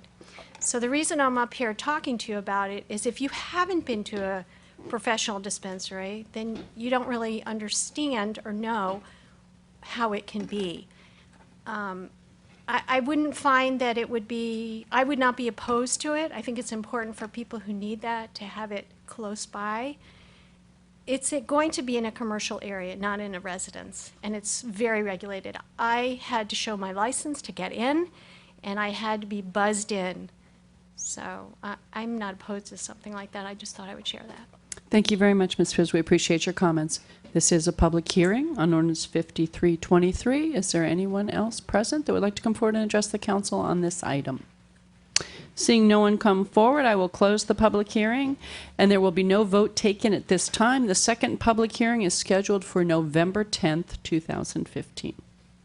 Thank you very much. So we will now move on to ordinance 5326. Ms. Saxton, will you please read the title?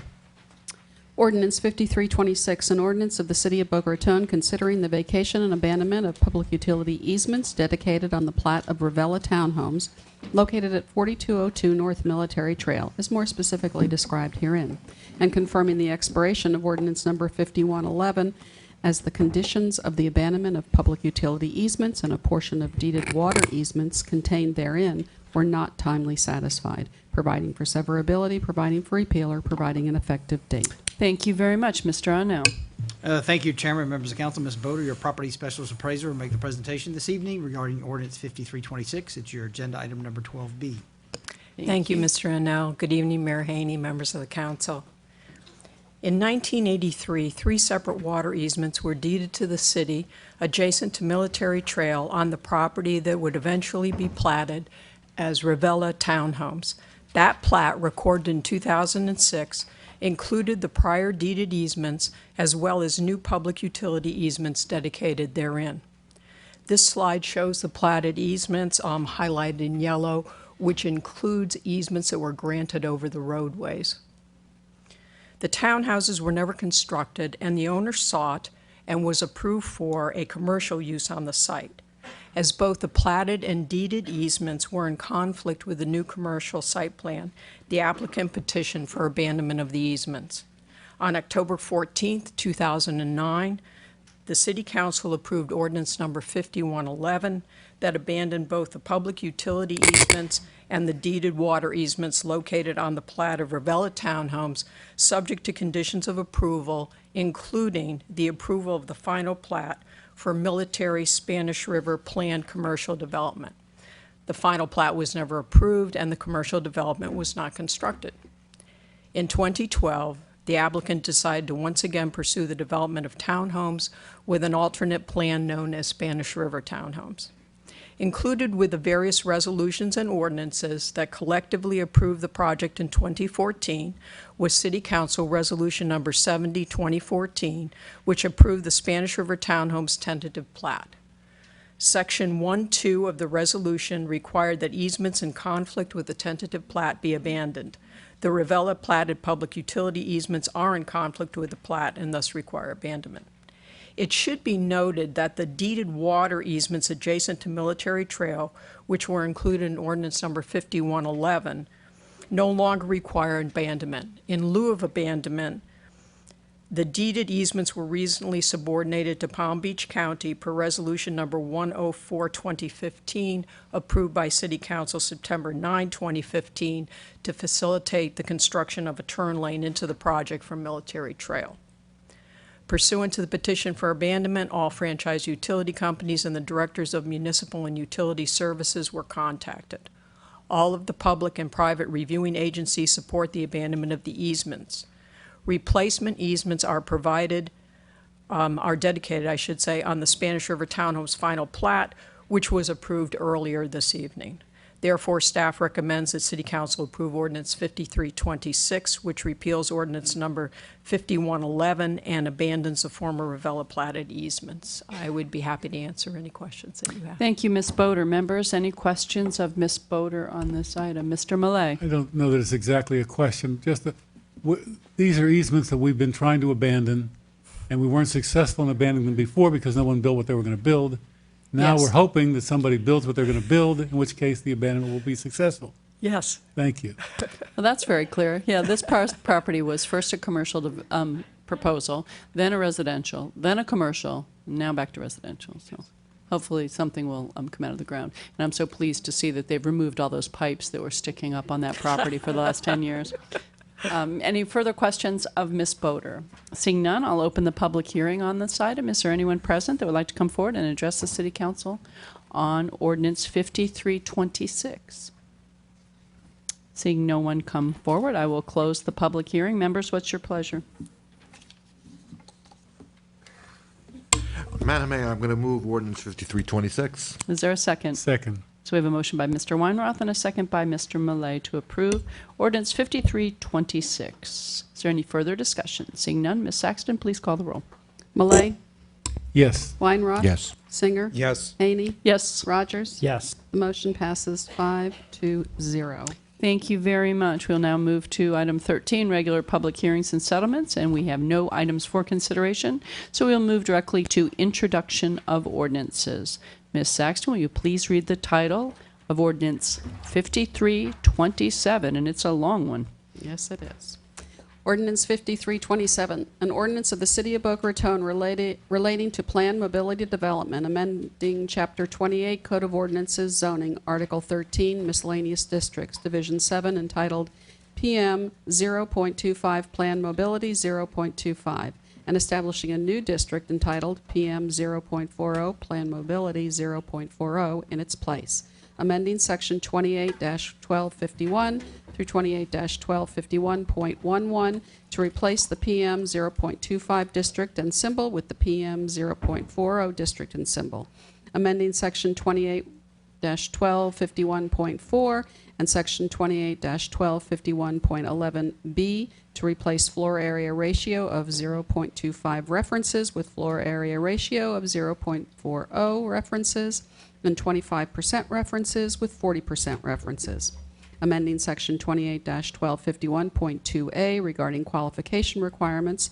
for the PM 0.40 district to include a planned mobility PMD master plan requirement and ensure consistency with a rezoning traffic analysis, amending Section 28-1251.2 regarding qualification requirements for the PM 0.40 district to delete subsections B, C, and D based on the removal of the district plan requirement, and to establish qualification requirements and review criteria and modification procedures, plating requirements, site plan requirements including timing and expiration provisions, and PMD master plan notice requirements for the new PM 0.40 district, amending Section 28-1251.4 and Section 28-1251.6 to replace references to a district plan with references to a PMD master plan, amending Section 28-1251.8 to clarify the required average floor area of residential dwellings in the PM 0.40 district, amending Section 28-1251.9 to provide for pathways in the required landscape buffer abutting a property line adjacent to land zone single-family residential, and provide for limited vehicular connections to abutting land zone single-family residential, amending Section 28-1251.10 to clarify that planned mobility program requirements set forth in Section 28-1849-6 apply to the PM 0.40 district, amending Section 28-1251.11a to create a repealer exemption and remove procedures for the rezoning of the land previously zoned PM 0.25 to PM 0.40, providing for the removal of references to PM 0.25 and replacement with references to PM 0.40 in the city's Code of Ordinances where applicable, providing for severability, providing for repealer, providing for codification, providing an effective date. Thank you very much. And who would like to introduce Ordinance 5327? I will introduce 5327. Thank you very much, Mr. Weinroth. Ms. Saxton, have you had a chance to have a drink of water? Before we move to Ordinance 5328, can you please read the title? Ordinance 5328, an ordinance of the City of Boca Raton considering a rezoning of a parcel of land consisting of 77.096 acres located at 555 Northwest Spanish River Boulevard, situated east of the El Rio Canal between Northwest Spanish River Boulevard and Interstate 95, from Plan Mobility 0.25 PM 0.25 to Plan Mobility 0.40 PM 0.40, providing that The rezoning is contingent upon the adoption of an ordinance modifying the prior PM 0.25 zoning district and establishing the 0.40 zoning district in its place, being considered prior to this rezoning, providing for the revisions to the zoning district map, providing for severability, providing for repeal, or providing an effective date. And who would like to introduce ordinance 5328? Madam Mayor, I will introduce ordinance number 5328. Thank you very much, Mr. Millay. Ms. Saxton, will you please read the title of ordinance 5329? Ordinance 5329, an ordinance of the City of Boca Raton providing for the vacation and abandonment of a portion of a public utility easement located at 900 Broken Sound Parkway, as more specifically described herein, providing conditions for vacation and abandonment, approving and accepting a water easement deed and a sewer easement deed over certain lands located at 900 Broken Sound Parkway, providing for severability, providing for repeal, or providing an effective date. And who would like to introduce ordinance 5329? Madam Chair, I will introduce ordinance 5329. Thank you, Mr. Rogers. Ms. Saxton, will you please read the title of ordinance 5330? Ordinance 5330, an ordinance of the City of Boca Raton providing for the vacation and abandonment of a portion of a lake maintenance access easement located at 900 Broken Sound Parkway, as more specifically described herein, providing for severability, providing for repeal, or providing an effective date. And who would like to introduce ordinance 5330? Madam Chair, I will introduce ordinance 5330. Thank you, Mr. Rogers.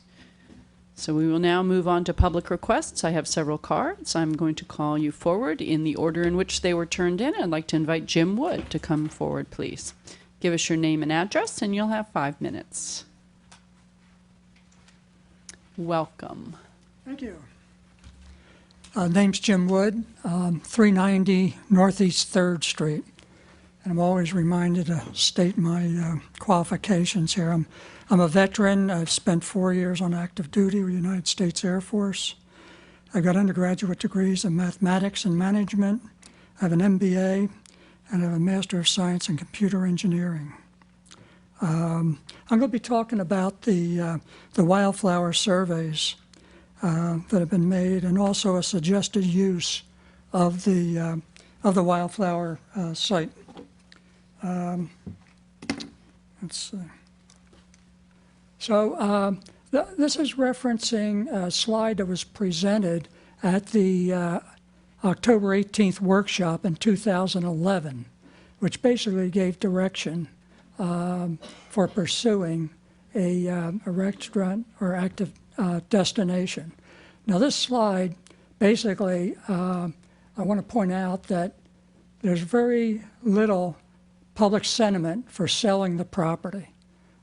Only 2 people out of these respondents basically advocated that.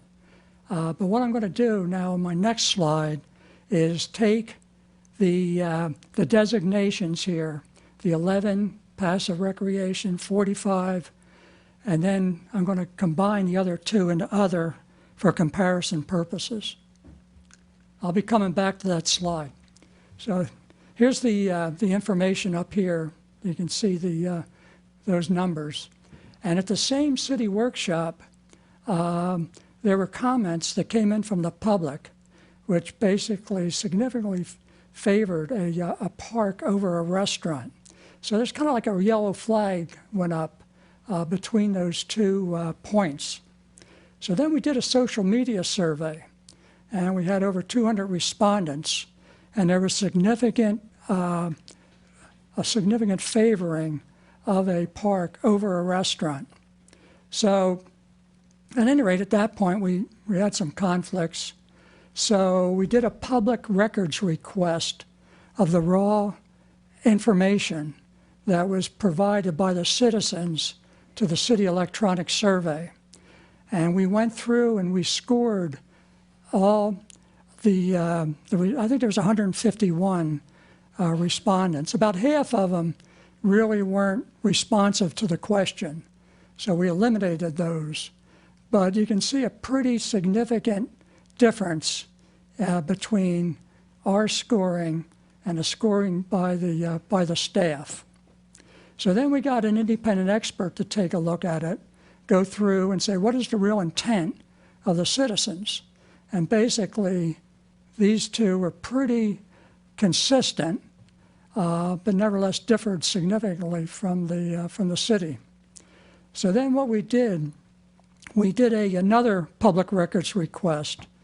And the next public records request is for the scorecards of how the city actually scored the responses.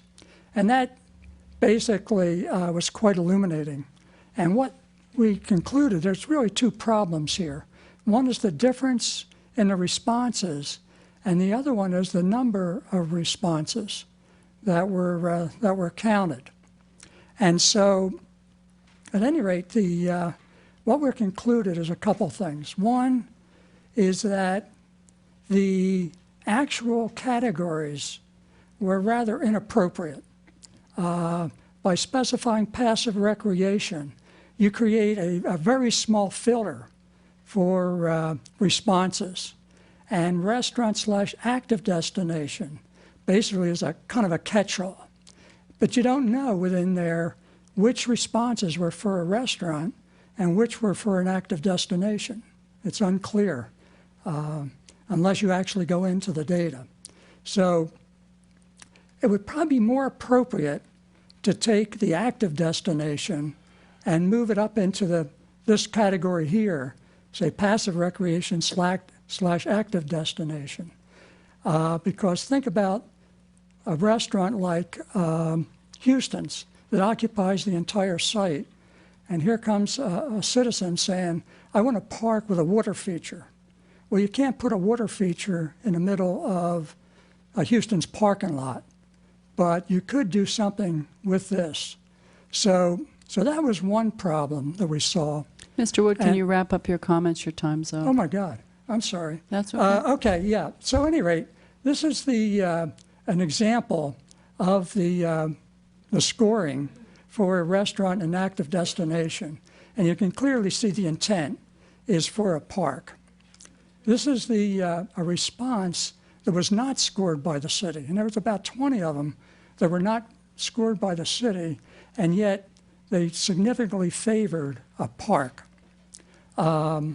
So just one quick suggestion on the wildflower design is to have a park, consider overflow boat trailer parking, bicycle racks along the wall here, so pedestrians and bicyclists can basically bypass this intersection.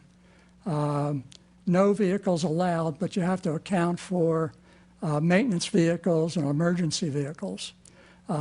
Walkway along here, shade trees, some water fountains, benches.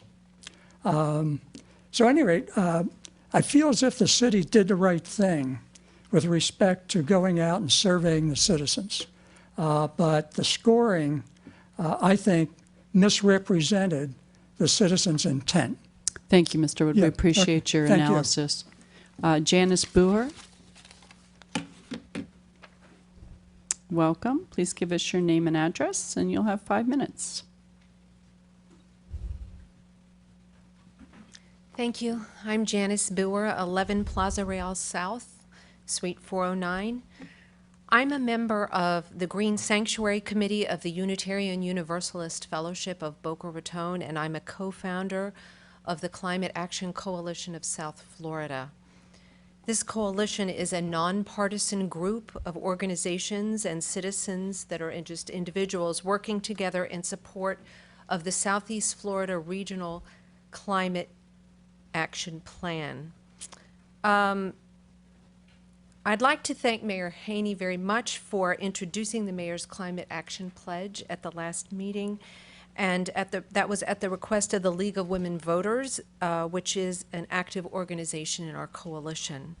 So I'm here tonight to explain why we've brought this pledge before you and to do my best to answer any questions that you may have. The Regional Climate Action Plan was created by the Southeast Florida Regional Climate Change Compact. It was a compact comprised of Palm Beach County, Broward County, Miami-Dade County, and Monroe County. The compact represents a new form of regional climate governance designed to allow local governments to set the agenda for adaptation to climate change impacts while providing an efficient means for state and federal agencies to engage with technical assistance and support. So we are working to get municipalities on board so that they can take advantage of the technical assistance and support that will build climate resilience in our communities, that will keep our property and infrastructure safe, and so that municipalities can participate in best practice sharing.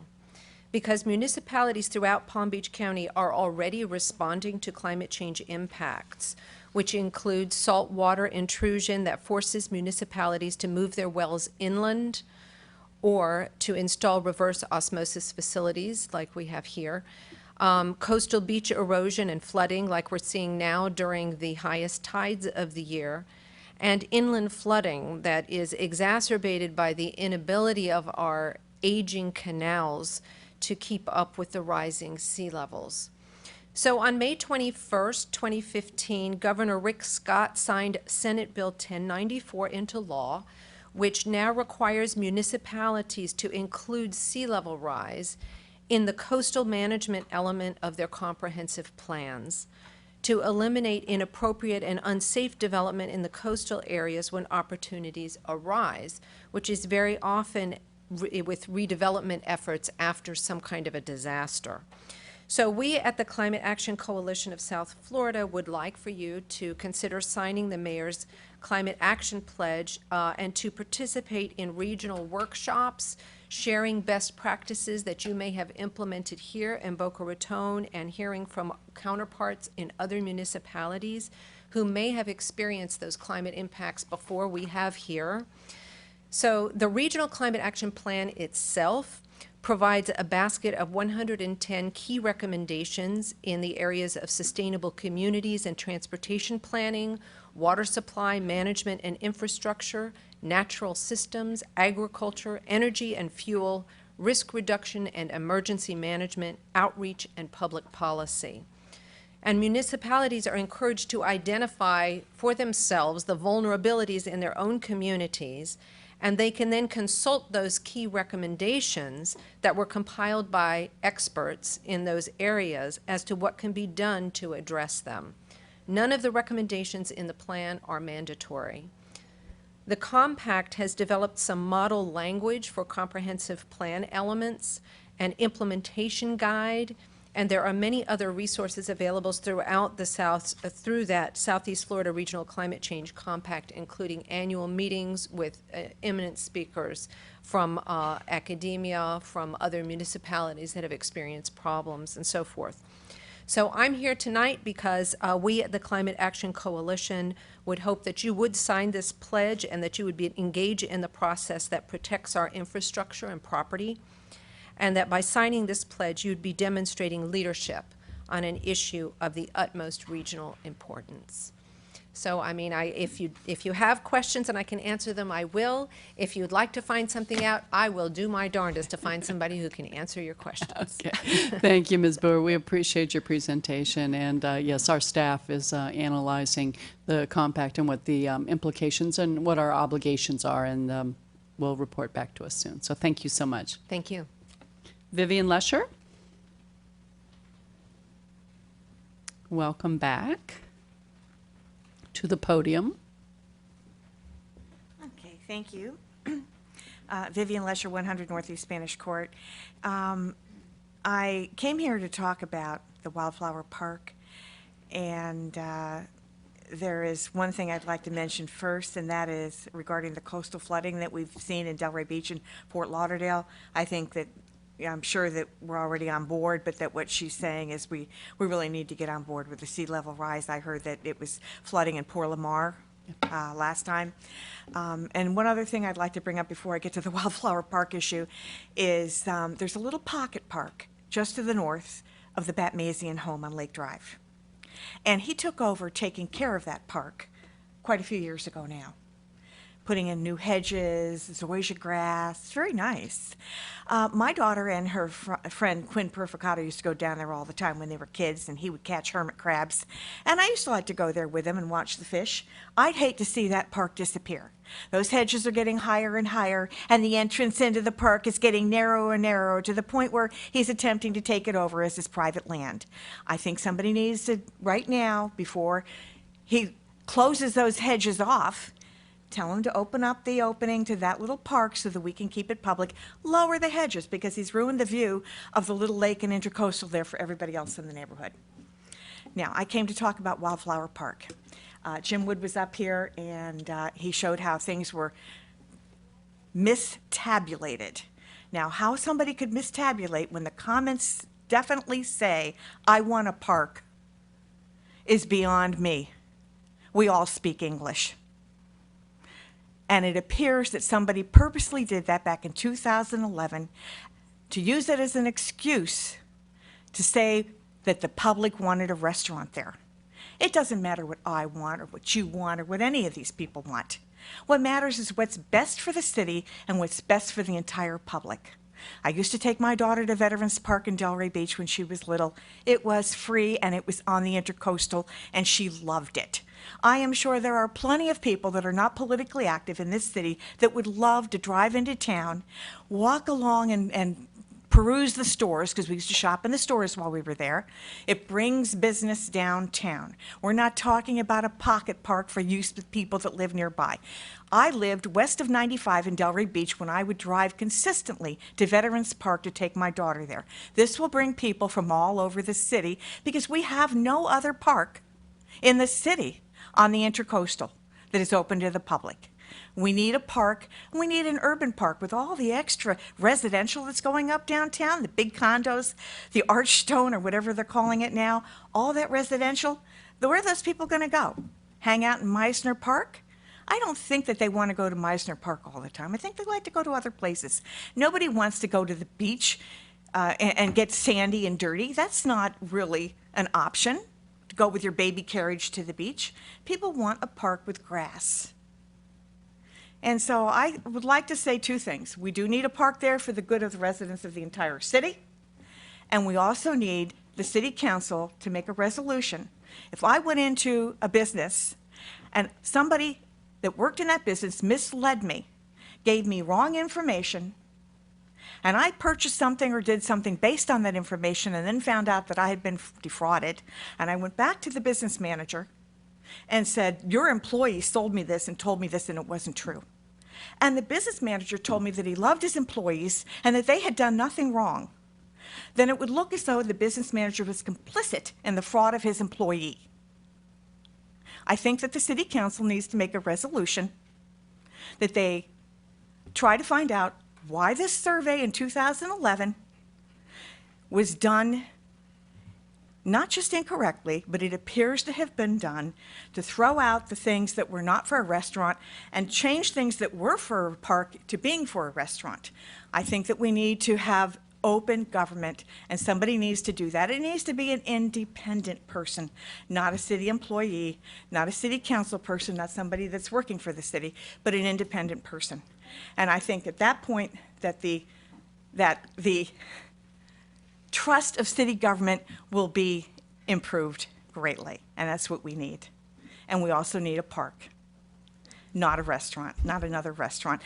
In fact, the park will bring people downtown to the stores. Our goal supposedly is to increase business downtown, people walking downtown. The park will do that. It will bring people from all over the city.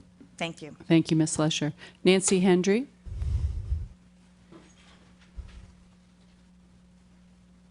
Welcome.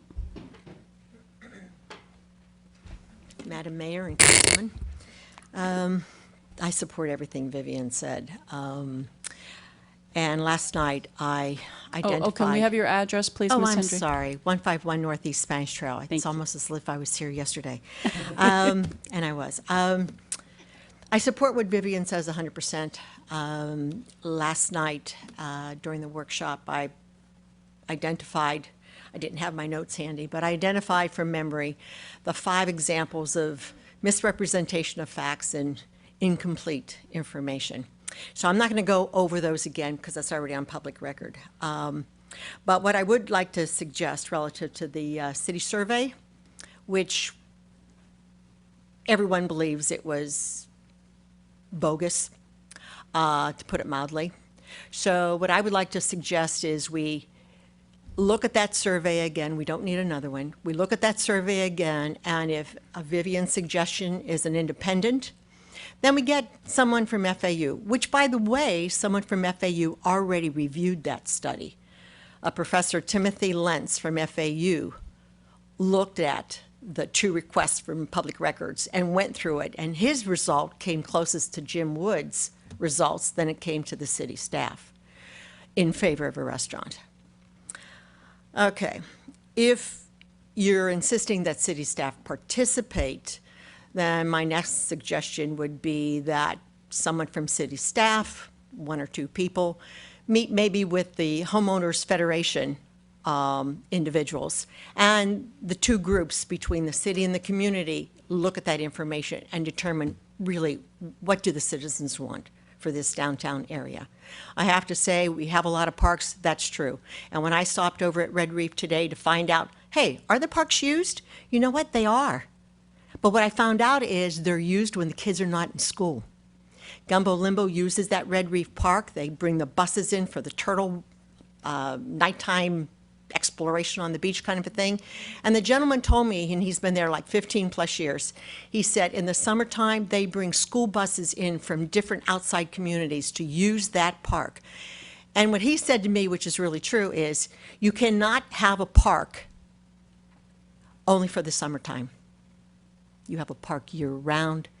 Sometimes it's more crowded and packed and there's no parking, and other times it's not so utilized. So I think we need to consider a downtown close proximity green space, and the Wildflowers site would be it.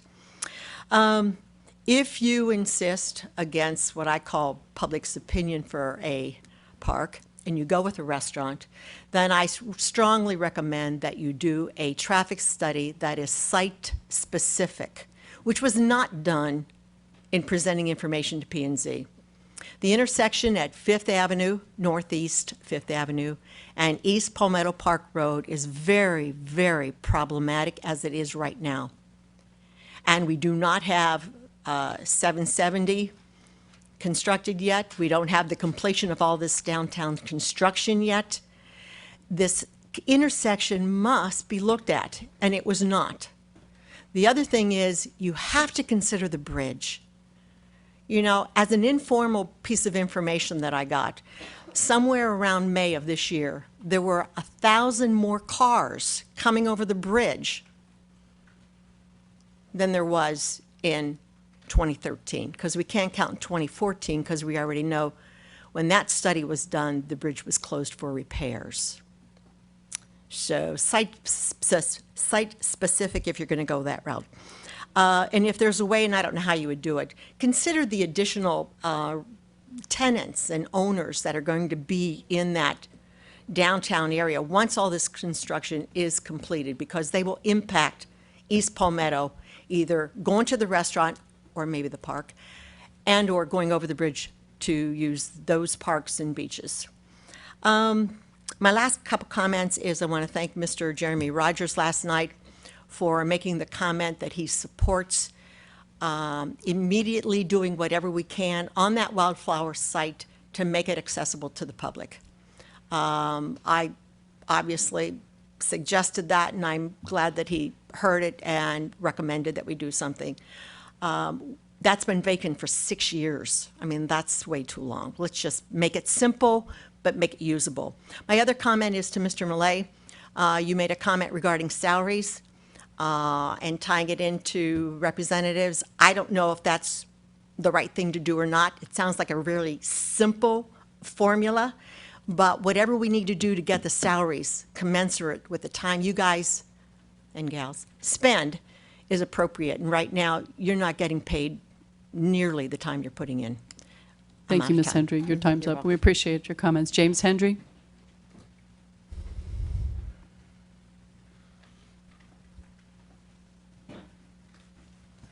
James Hendry, 151 Northeast Spanish Trail.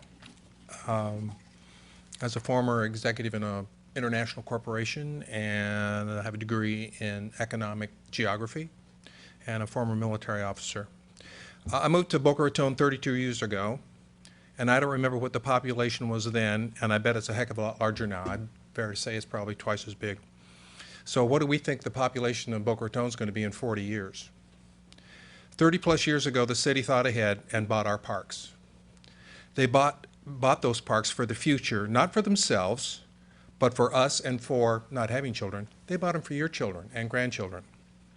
Let us not be so down in the mouth about park use, as we discovered yesterday. Oh, they're undervalued, yada, yada. People don't use them. In 40 years, the residents of Boca Raton will be saying to you, thank you. Thank you who preserved the land for us, for the future. Let those in the future determine what they want to impose on our lack of creativity. If we can't come up with the way the parks should be used, give them the option in the future. But if the land is not there, it won't be there for them to have that option. And they should be allowed to construct their own level of enjoyment at that time. We need to be proud of the fact we have parks that are used or seemingly unused, because Boca Raton will continue to shine for residents in the future. The parks will preserve and enhance property values because people are going to choose to live here versus in other communities, surrounding communities. So if they're fighting to live here, it's going to raise the property values and the value of business people in Boca Raton. Parks are a real blessing to all of us. So they are our greatest personal asset, whether we recognize it or not now because we think they're being underused. It's a mistake. We need to consider their value. Changing subjects. You've seen tonight, and you're going to see a lot more of it in the future, the citizens of this city getting really straight with you about what they want. You cannot not listen to us and turn a deaf ear to us. That's our perception. Give you 5 minutes, thank you, see you later, pal, and move on. That's not going to work anymore. And I think you're going to find, as you are seeing tonight, the citizens really make that very clear. You need to understand and investigate our positions and not seemingly turn your back on us. We spend a great deal of thought and energy trying to come up before you to speak intelligently to you and to ask you to join us. We're a community. We elected you. We want to support you. We want to add our value to what you do in our community. So we work together. This should not be adversarial. We all work together.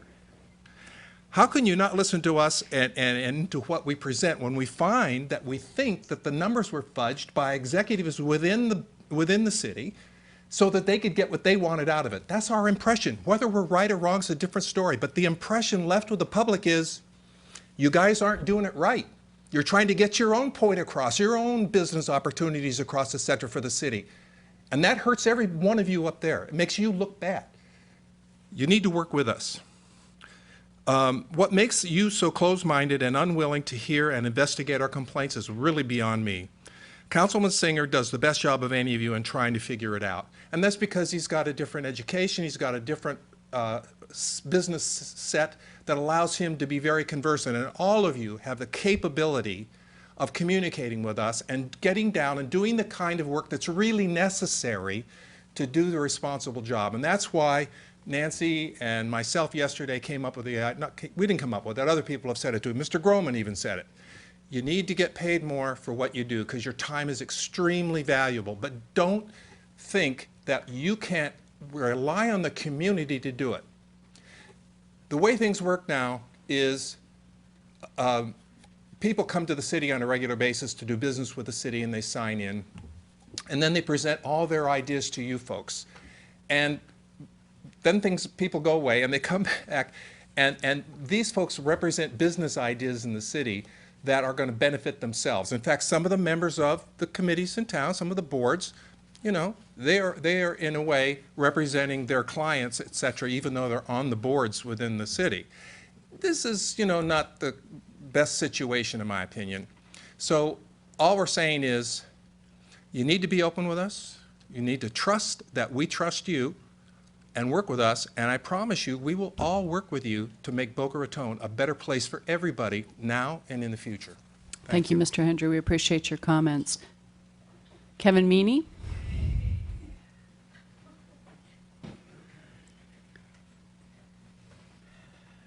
I got my new hip, but I need a new knee. My name is Kevin Meany. I live at 192 Northeast Spanish Trail, Boca Raton, Florida. So I'm back in my yellow shirt because there's some things that I don't understand. First, let me say I know that it seems several of the same people are at these meetings. There have been some comments about these people being older and resistant to change. That may be true. However, I see myself as a tribal elder, here to help represent the people who don't have time to make it to these public meetings. They're far too busy working and raising families. I also remember Boca before increased crime, traffic, and the rest that comes with increased population density. That's not to say only bad comes with increased density. Second, as I said to Councilman Singer, he was exceptionally generous to spend time with my wife and I. There's a questionable trust between the residents and the local officials. There have been decisions made by this group that don't sit well with the residents of this fair city. Because I made some edits while I was, because of the trust issue, many like me spend hours trying to understand what is being put before the council and open to public comment. Unfortunately, the public doesn't have the benefit of having discussions explained in terms that are understandable to the layman. I guess that's why the city leaders and advisors are mostly comprised of attorneys and individuals in the development community. When I worked as an IT director, I was directed by the CEO to present in simple terms why we needed millions of capital dollars to keep the IT infrastructure in good condition. After reviewing the dozens of pages of documentation concerning Ordinance 5327 and 5328, all I get from it is that there is a desire to increase the density of a certain parcel of land on 70-plus acres of city property. I think it would do a great deal to help restore the confidence in the council if a way was devised to prevent these issues and decisions to the public in understandable terms, explaining what the benefit is to the public, along with the risks of not approving them. I used to use SWOT, strengths, weaknesses, opportunities, and threats, as a framework. When people don't understand, they assume the worst.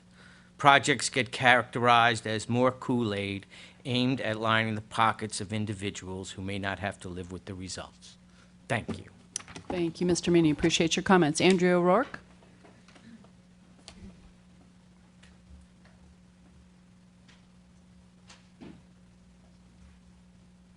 Welcome. Thank you. Hello. My name is Andrea O'Rourke. I live at 317 Northeast 3rd Street, and I've lived in Boca since 1979. I've lived in the downtown since 1999. I am a designer in commercial and residential. I could give you a whole long resume. You've probably all heard me say it 100 times, so I'm going to skip my credentials for the most part, but I have been on the Downtown Advisory Committee. I am the chairman of the Federation of Boca Homeowner Associations. However, I am not representing them tonight.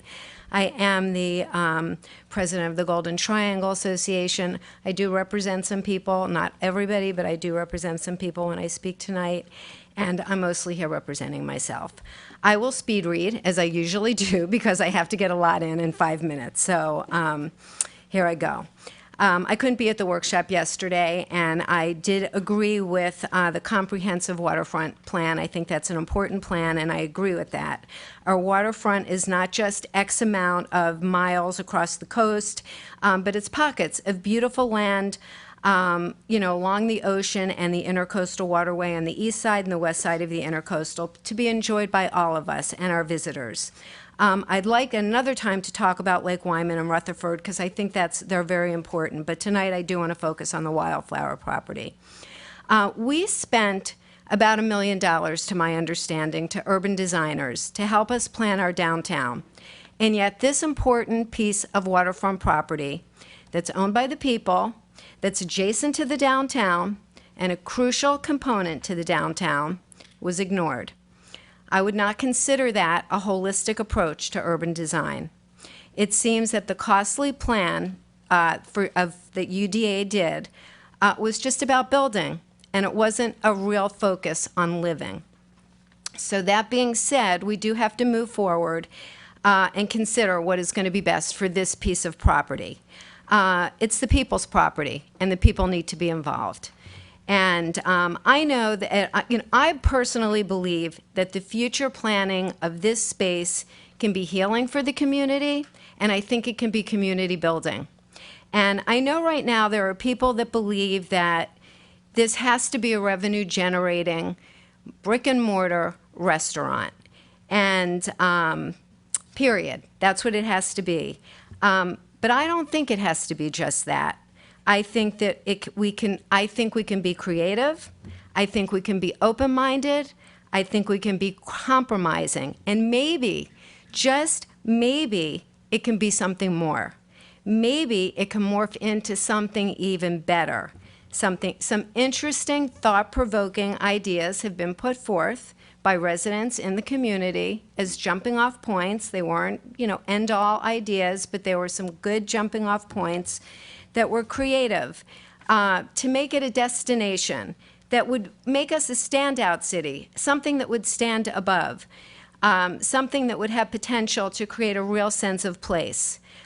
Yesterday, Mr. Weinroth, not to point you out, but you did say, well, the people would like to throw down some grass and put in some food trucks.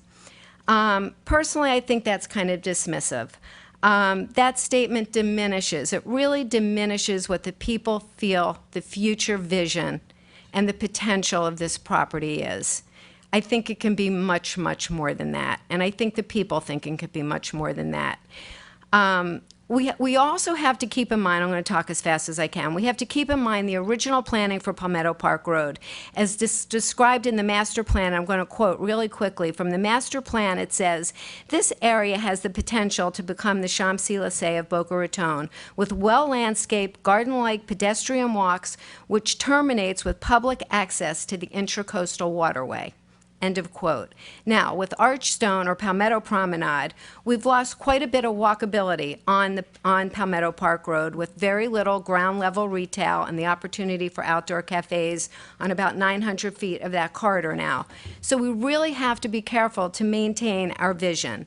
I do agree that that it's been an eyesore for 6 years. I got to rush. I agree with Nancy. We've got to take down the chain link fence. We have to take the no trespassing sign down. We've got to put some grass down while we take the time to decide what we're going to do with this property.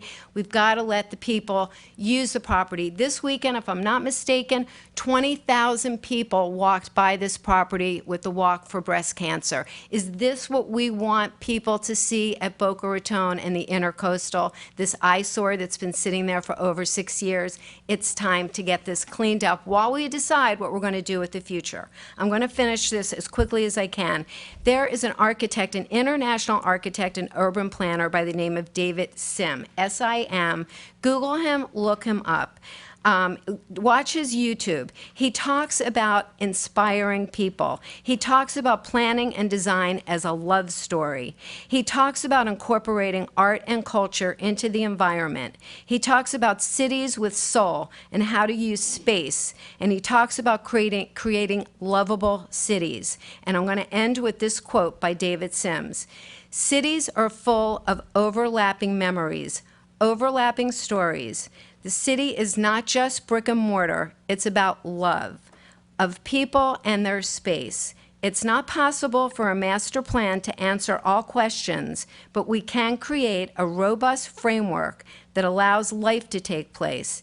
Invitations to walk, to sit, to stay, a better place to cross the street, a better way to live your life.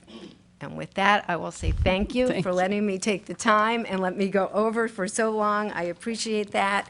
And I agree, you work very hard and you deserve a raise. Thank you, Ms. O'Rourke. We appreciate your comments. Enid Weinberg?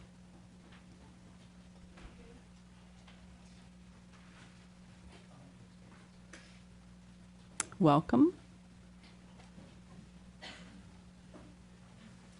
My name is Enid Weinberg, and I live at 600 South Ocean Boulevard. I am a resident of Boca Raton for over 24 years. As a retired real estate broker, I have to come from a different approach. I know every bit of property from Federal Highway to the ocean. There isn't anything I haven't handled. I have come across a proposal by a local architect, I don't know whether you've received it, by the name of Jonathan Colby, whom I think has solved the problem. He's made an approach of joining the Wildflower property under the bridge with the Silver Palm property. And he's done it with a very good expression that will really create an entire place to go to. It is done thoughtfully. I've walked under it many times. It will not interfere with the bridge opening and closing, which is something that has not been considered. It will solve the problem of parking and even income. He made it in his proposal an area that you can have weddings at and all kinds of events. So I think it's worth considering. I don't know if any of you have received this, but I'd be happy to leave a copy of it for your perusal. And that's just thinking about it from that standpoint. I think it's worth considering. The man is an architect, and he's really given it a lot of thought. Thank you. Thank you, Ms. Weinberg. We appreciate that. This is public request. I have no more cards, but anyone's welcome to come address the council at this time under public requests. Welcome, Mr. Groman. Good evening, Madam Mayor, members of City Council. Glenn Groman, 2201 Northwest Corporate Boulevard, Boca Raton, Florida. I've heard a lot of comments tonight about the wildflower and sort of approach, and I tell you what I hear is, I hear there's a potential for an opening, and I hear that there's a potential for something positive. I think the residents, some residents view things in a negative way, but that may not necessarily be because of anything other than perhaps a lack of information. What people need to understand is that there are 90,000 residents of the city. And I take Mr. Wood for face value what he said about surveys and how many people replied. And I know there was a survey on the BOCA Watch or maybe one of the social media websites where 137 or 150 people replied. And I believe him at his face that those people wanted to have a park on the site. But those are the people who frequent those type of sites. It doesn't necessarily represent the entirety of the population of the city. Now, the beauty behind a comprehensive waterfront plan is that, and it goes back to my comments yesterday, the mayor and the city council, city manager, the deputy city manager, have a fiduciary responsibility to the taxpayers of this city to make sure that we provide our world-class services. Taxes pay for our world-class services. I had the opportunity to read the piece in BOCA Watch about the issue concerning the claimed misrepresentation of surveys and whatnot. The way to go about things and to get things done positively is not to necessarily attack city officials. We have the best city manager in the state of Florida. We have the best deputy city manager in the state of Florida. Our AAA bond rating supports that. These folks don't have time to engineer conspiracies about people's surveys. That being said, everything that's stated here is important. And so maybe what we really need to do is get a better handle on what kind of surveys we do so we get a true reflection of the population. The 100 responses to a survey by any stretch of the imagination is not statistically significant to determine anything. So you can't look at 150 responses in a vacuum and say, well, you know, these should be here and these 40. There are 90,000 residents of the city. Okay, there are a lot more than that, and maybe we need to do a better job on doing the surveys. But the only way to get things done is through cooperation, compromise, and working together. And I think that we could probably do that. Sometimes things seem to be a little bit one-sided, but they're really not. Again, the city manager's office does not have time to devise conspiracies. It doesn't work that way. So I think that we should work together. I'm not making any comment on what the wildflower property should be or shouldn't be, but I've been in this city since 1987. And I visited the Wildflower when it was open in 1987. I visited it in 1989. I visited all those restaurants in the 90s. I went and had lunch with the former owner of the Wildflower property because I was asking him what he wanted to do with it. And he said, you know, I want to build a condo there. By the way, the people who owned the Wildflower before they sold it to the city were the people who built the giant condo in Highland Beach. So that's what they want to do. And he said, well, I'll probably get a better price selling it to the city.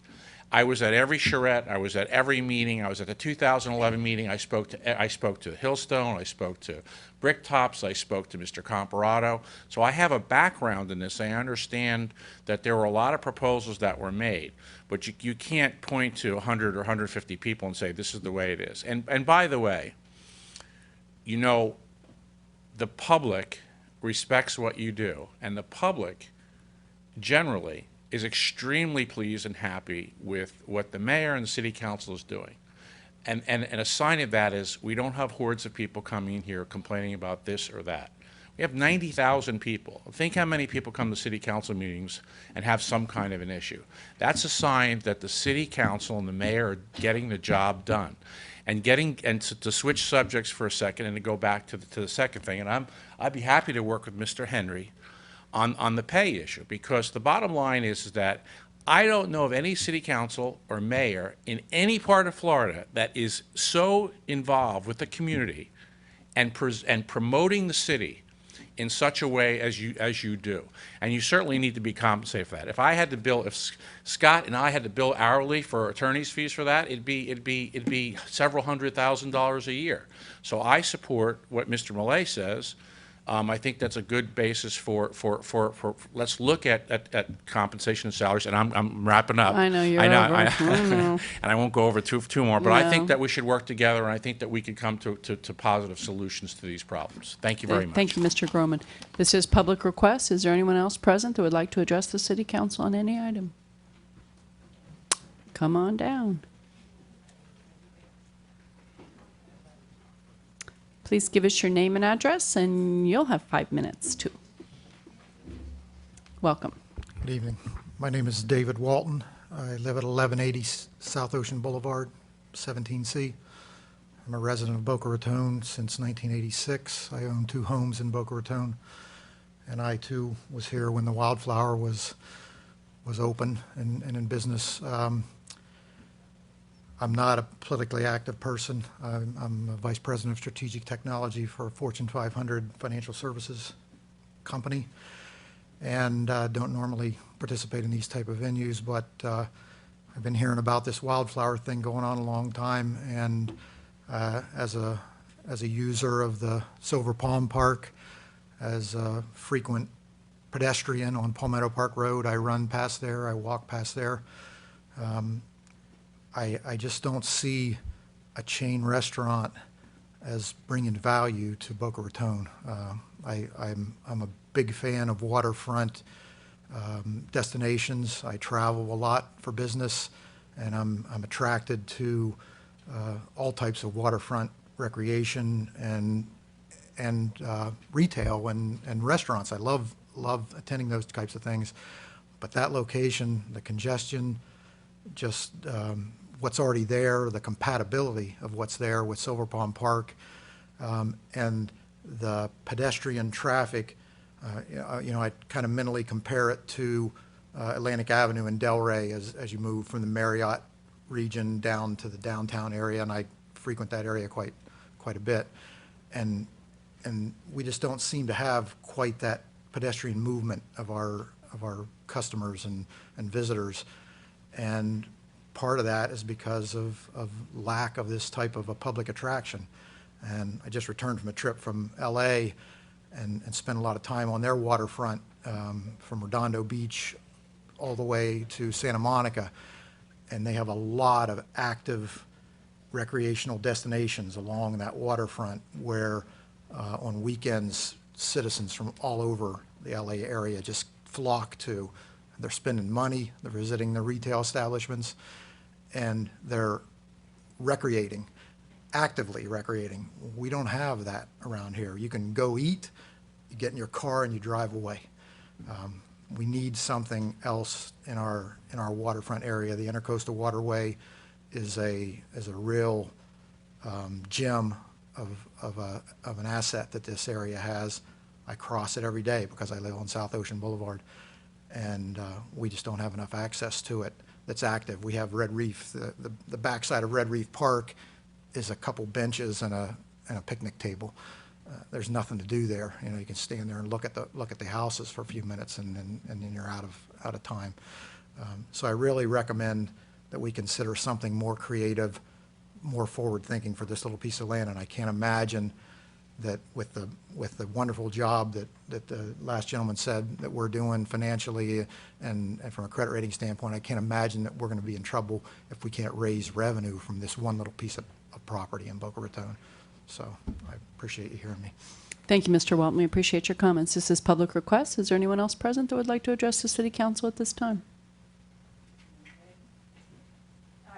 Okay, come on forward. Please give us your name and address, and you'll have 5 minutes.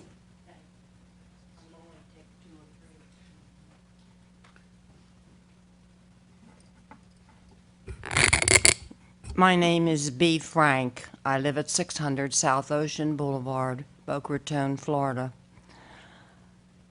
I think the whole community is really hoping we're going to do something very exciting and very positive, because there have been tremendous complaints about changing the personality of downtown Boca.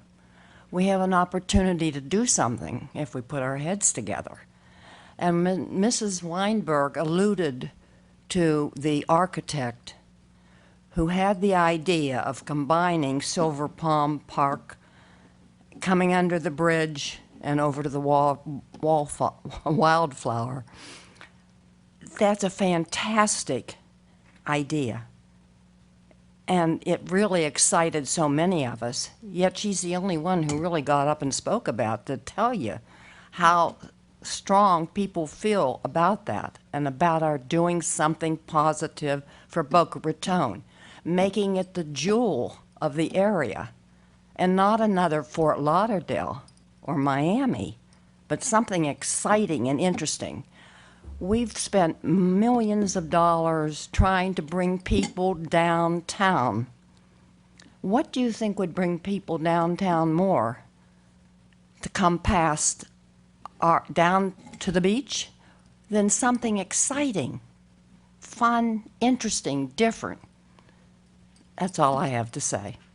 Thank you, Ms. I Frank. hope that you will all give it great thought when something comes by this time. Thank you. Thank you very much. We appreciate your comments. This is public request. Is there anyone else present? Seeing no one come forward, we will close the public request portion of our meeting, and we certainly thank everyone and value your input. We will now move to resolutions and other business. We have no items for consideration nor quasi-judicial public hearings, variances, or appeals. So we will move to city manager reports and recommendations. Mr. Onell. Thank you, Chairman, members of council. Follow-up item from yesterday, you had asked what the status was of the Boca Raton Charter School, and Mr. Brown, your deputy city manager, can give you an update on that project.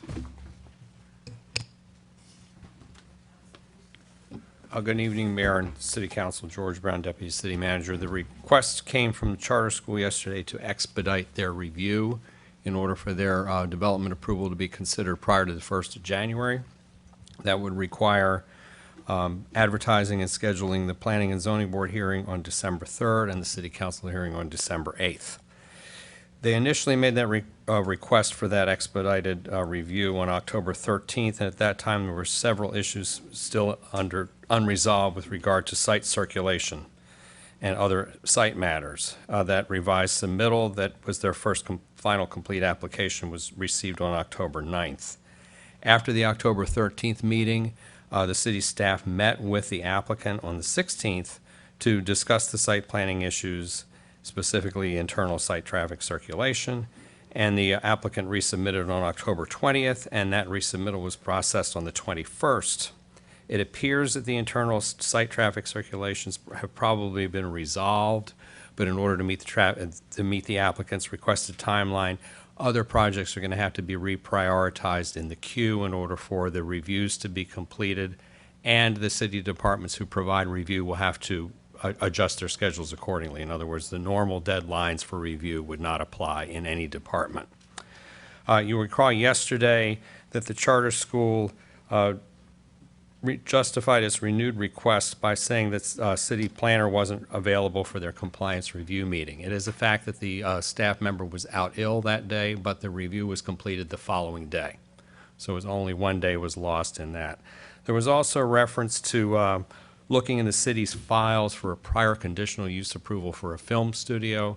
That particular film studio did not require a conditional use approval, so there was no documentation with regard to a planning and zoning board or city council review in the city's files. The notices for December 3rd planning and zoning board meeting will have to be advertised on November 13th to meet the deadline, and city council would be advertised on the 27th prior to the planning and zoning board's meeting, which is outside our normal process. If the council directs, we can have the matter expedited for review at those two meetings, December 3rd and 8th. If not, the next available city council date would be January 12th, and that the advertising deadline meeting for that would be December 31st. Thank you, Mr. Brown. Members, comments, questions? Mr. Millay. Any idea on how much time we're talking about? Time in terms of staff review? Yes. Probably from the staff perspective, in order to get it to me, which is the next step through after the department, probably another 2 or 3 days with traffic involved. I can't be sure about that because the traffic engineer was not able to look at the project today because of other priorities that council set for us yesterday to respond to today. Understood. So this is, what was it, we're talking 8 hours, so it's 24 hours? Yes, Three days of 8-hour bottom line, I days. think that the review schedule could be achieved. It will involve departments going outside their normal process and reviewing things in advance of when they normally would in order for it to make the agenda. The thing that's positive about this is that we're talking about having, whether a school can actually start at the beginning of a semester or not. That's I mean, correct. that's what I find positive about this, but I'm guessing that what I'm hearing, at least from the proponent standpoint, is that there's nothing to be done, but from the city standpoint, it's going to take a minimum of 24 24 person hours at minimum to go through what has to be done. That's not de minimis. That's and in addition to that, there would be review by my office, the city attorney's office, and the city manager prior to its going on to an agenda. Mr. Brown, in your opinion, would a project ahead of them that is scheduled for an agenda be pulled off to make room for them? I do not think so, no. I think that everything is in order, and this could be accommodated. It's just a matter of, again, you'll recall we've had charter schools before that have had commencement of services deadlines where the school, for whatever reason, was not really prepared to submit their application until it was too late in the process to make the normal deadlines. That's true. We did give a special accommodation to Somerset School. I do recall that. And I believe St. Joan of Arc as well. So. Madam Mayor, I think Mr. that Weinroth. we have an exceptional situation here with the January 1st date being a drop-dead date and pushing them a complete academic semester behind if we can't hit that. And barring that other applicants are going to be harmed by this, and I'm thinking, I heard the deputy city manager say that no one else will be pushed out of order by this and would not be delayed by this. I think that it would be in the best interest of the students that could potentially be going to the school that we do what we can to expedite. Okay. Madam Chair, I agree. Barring that we're harming other applicants and not pushing anyone off in the agenda, I think I would like to support this. It's a charter school, I think 115 students. It's in a mixed-use area. I think they're actually bringing something good in one of the first projects that's going in the park at Broken Sound. So if we could do it, I would really like to support it. And I certainly support that as well. Mr. Singer, did you want? Madam Chair, thank you. Mr. Brown, you said you didn't expect any other projects would be pushed back a meeting or two or any, but they'd be impacted. How would they be impacted? It would be impacted by the staff having to devote additional time to finish all projects on time for this. In other words, additional hours beyond normal work hours. So staff is really, I have that list. staff is bearing, I got it. staff is bearing the brunt really of the impact. It's not, we're going to step on the gas more and staff will do it. Is that it? But the other projects won't be delayed? Mr. Harris, is he don't- volunteering? No. That, Mr. Harris was going to give me a copy of a list that I have a copy of the Oh, okay. projects that are pending. Okay. And there are two for the Planning and Zoning Board on December 3rd. Based upon what they are, I don't believe either one of them will be severely impacted by this. If I could, it really is a request for accommodation from the charter school.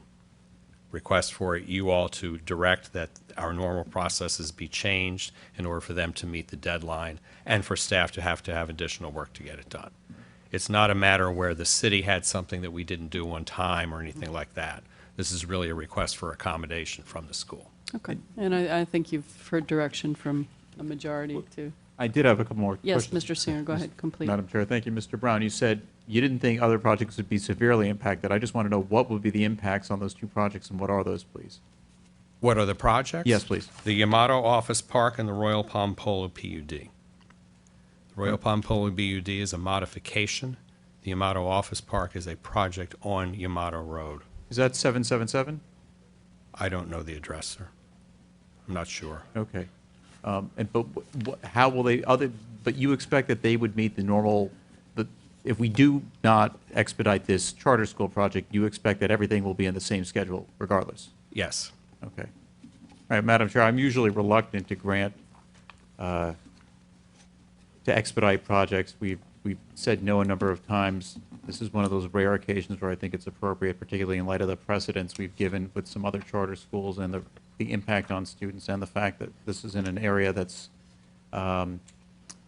lacking a charter school and there's no negative impact really to neighbors because you've got commercial users. And no one, Mr. Brown, no one's identified any, we're not aware of any opposition from any neighboring property owners, given where they are in the Park of Commerce, are we? Not aware of any that have been filed as of yet. Right. Yeah. This would be, the first notice that would be going out would be the Planning and Zoning Board meeting notice. Right. No, I mean, usually when you have certain projects that may cause greater concern to single-family residences here, I don't think those concerns are present, so it's all right with me. Okay. Although, That's good. just for the record, I will point out that we did have a charter school going into a research park type area previously that had severe objections from other uses in the research park. Could you just elaborate a little more, It was please? in the FAU Research Park. A charter school was seeking to locate there, and the other tenants in the park objected.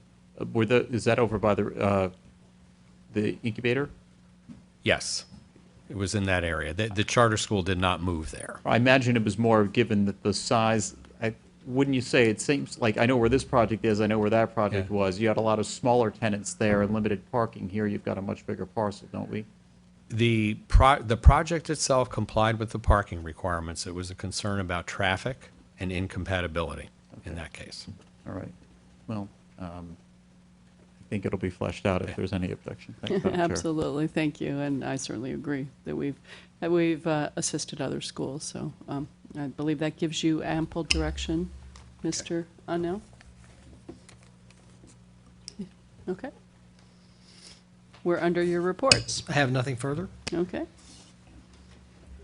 Council member and, oh no, excuse me, city attorney I have no report, reports. thank you.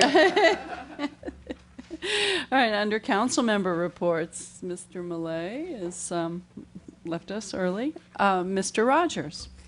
Thank you, Madam Chair. I just want to address a couple things that were brought up and highlight a few nice events that happened. A couple residents brought up the need for wraparound access between Silver Palm to Wildflower. I think that idea has been tossed around quite a bit. I certainly support it. I know we're going to be looking at this comprehensively in the waterfront plan, but I think there's a lot of support from that from everyone I've heard. And a lot of potential there, regardless of what happens at the wildflower site. You could have that, and even the plans for the wildflower site with the Hillstone property there had sort of a little promenade area to walk across that, whether you were dining there or not. So I think that's a good idea, regardless of what happens. Overall, I think we've heard overwhelming support for a comprehensive waterfront plan from every person who's spoken. And I wanted to say it was this Saturday morning for the Walk Against Cancer. It was beautiful. BOCA is known for being pink, but it was even more pink on that day. Seeing the over 20,000 people walking shoulder to shoulder across all of Meisner was really humbling, to be honest. I'd like to congratulate Jerry Fideli for his taking over as chair at the Boca Raton Chamber of Commerce. So we're looking forward to his business leadership in the community. And both myself and my family had a great time at the Junior League event at our own Boca Raton Community Garden, which supported Boca Helping Hands this weekend. Thank you, Madam Chair. Thank you, Mr. Rogers. Mr. Millay. No report. Mr. Singer. Thank you, Madam Chair. I first wanted to respond to some of the comments we heard under public comment, and I wanted to thank the people who made them and stayed almost all the way to the meeting, but then they left shortly before our council member reports were here. So hopefully they might catch them on the tape or someone can share them with them. First, I wanted to let me talk about the waterfront plan at Wildflower. We had a very robust and I think fruitful conversation yesterday about some specific guidelines for our comprehensive waterfront plan. That's available on our city website, and we're going to be coming forward with more specifics. We gave staff a number of tasks, which I know they're busy working on, but ideas on really how to make our waterfront a crown jewel and better utilize some of our less utilized resources. I refrained from commenting specifically in response to a question about what to do on the Hillstone site, and that was because, as most people watching this may know, last Friday we received word from the Hillstone Group that they did not want to continue with negotiations. I said then, and I still think now it's only 2 business days since we heard from them. I don't know if that letter is the final expression of their intent, and I thought it better to at least wait 1 meeting where a couple weeks could go by where we could know exactly whether that was on the table. That's not to say had Hillstone come forward and said that they would still not negotiate, that I was voting for whatever they submitted. I'd always said that I wanted to see a full site plan and lease terms. We haven't seen that yet. We might not see that yet, but in the meantime, I continue to consider all alternatives, and I appreciate that people are offering them. I did want to respond specifically to the woods and clarify a misstatement I had made. I've had some town halls, and at one of them several months ago, I made a misstatement that you could not fit a car with a trailer underneath the bridge. I was mistaken. You can fit one. I was thinking you couldn't fit a car that had a boat on it under the trailer, but you could certainly fit an empty trailer under the car, or an empty trailer with a car under the bridge. I did clarify that at my last town hall. The words weren't there. They were here. They're not here now, but I did want to clarify, yes, you can do that. That was a misstatement on my part. That's not to say, again, that's just setting the record straight. We'd heard comments about we have no other waterfront, and then we also heard comments that our parks are utilized, and someone mentioned Red Reef Park. We do have a waterfront park. I think we could probably better utilize that. But that's going to be discussed in our waterfront plan.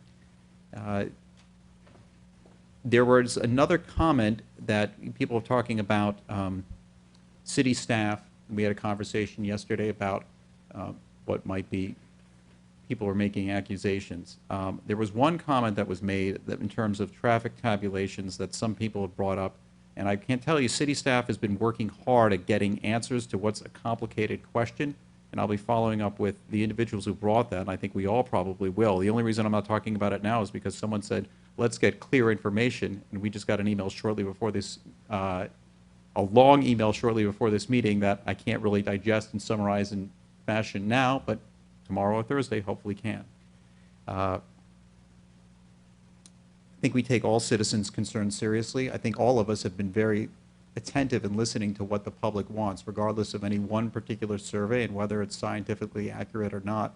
I think we all seek feedback from citizens across the city, those who participate in surveys, those who don't, and I think we'll continue to do that.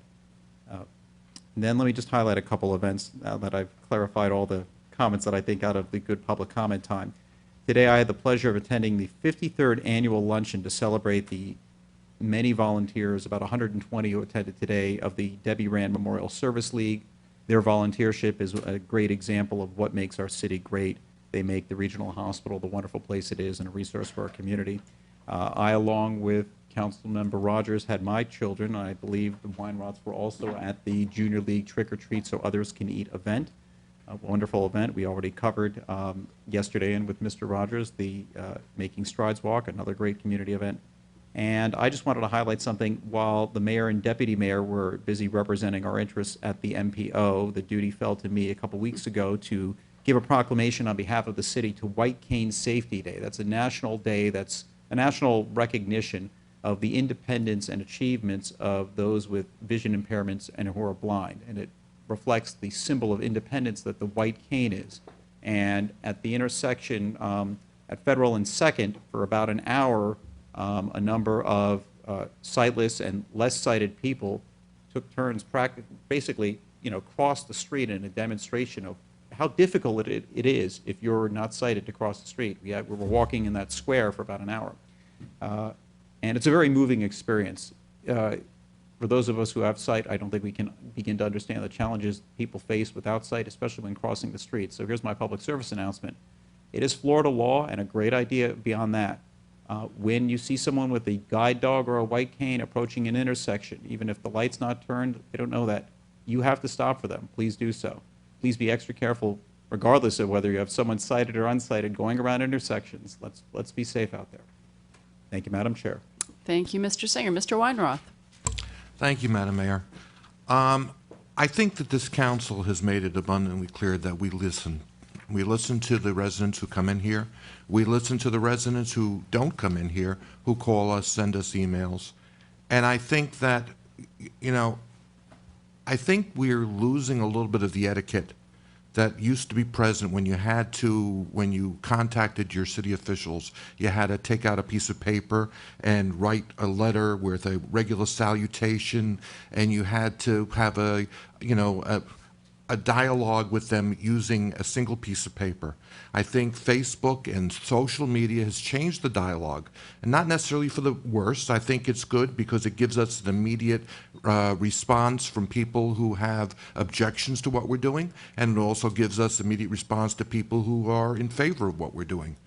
And I can put on my big boy pants and take what is thrown at me, but I think our city staff is not the people that people should be throwing things at. We've been elected to, and we have accepted this responsibility up here, and we understand that sometimes you're going to be upset with us, and all I have to do is look at social media, and I can see some people who have had some misgivings about positions I've taken, and they have some very interesting caricatures of me out there, and I can take that. But I think when we start dealing with our city staff and calling them liars and dealing with them in an offensive fashion, I think that we've crossed the line. And I think that, we've had some disagreements as to things as simple as interpreting traffic studies and how those calculations come about. And as I've read a very simple sentence that was sent by a traffic engineer out of Palm Beach County, I frankly don't understand what the sentence says.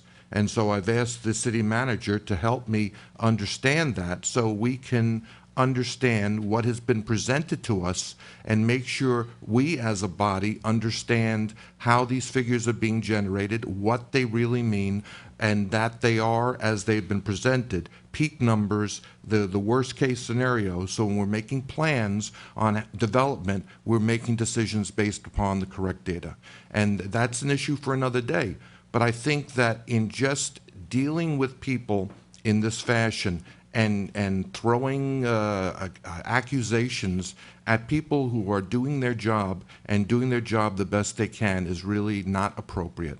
So I'm just going to say that I think input and everything that the residents are doing as far as making sure we have our finger on the pulse is appropriate, and it's worthwhile, and it's what makes this a good representative government. But let's not lose sight of the fact that we have men and women working for this city doing the best job they can. And as we heard here tonight, there are going to be people now working overtime because this council said it's important to us to see something done in an expedited fashion. That means when we go home tonight, they are now going to reschedule those projects so they are accomplished on time. And that is something that we all take for granted, and we can't take for granted. These people deserve our thanks, and I think that we need to continue to have this discussion, but let's not lose sight of the fact that these people are doing the best they possibly can.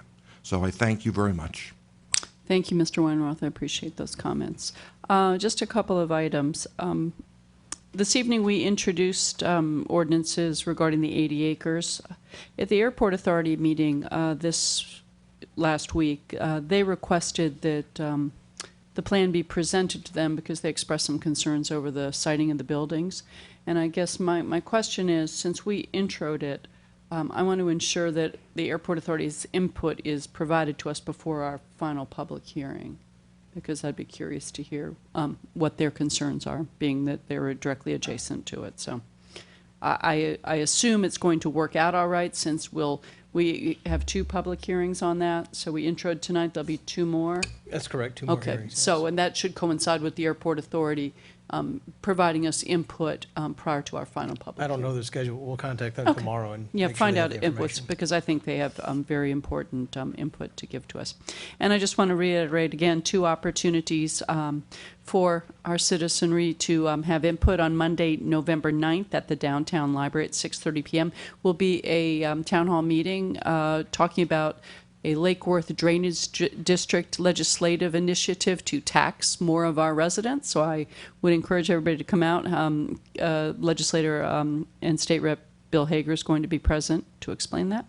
And the following Monday, November 16th, again at the Downtown Library from 5 till 8, we're having a public workshop on the intersection of Palmetto Park Road and Northeast Southeast Fifth Avenue. That's been the topic of a lot of discussion and concern, and this council directed staff, and we retained a consultant to look at that intersection, and this is a public workshop to come forward and talk about it and talk about solutions. So I just want to make sure that everybody knows about that and that everybody takes the opportunity to come out.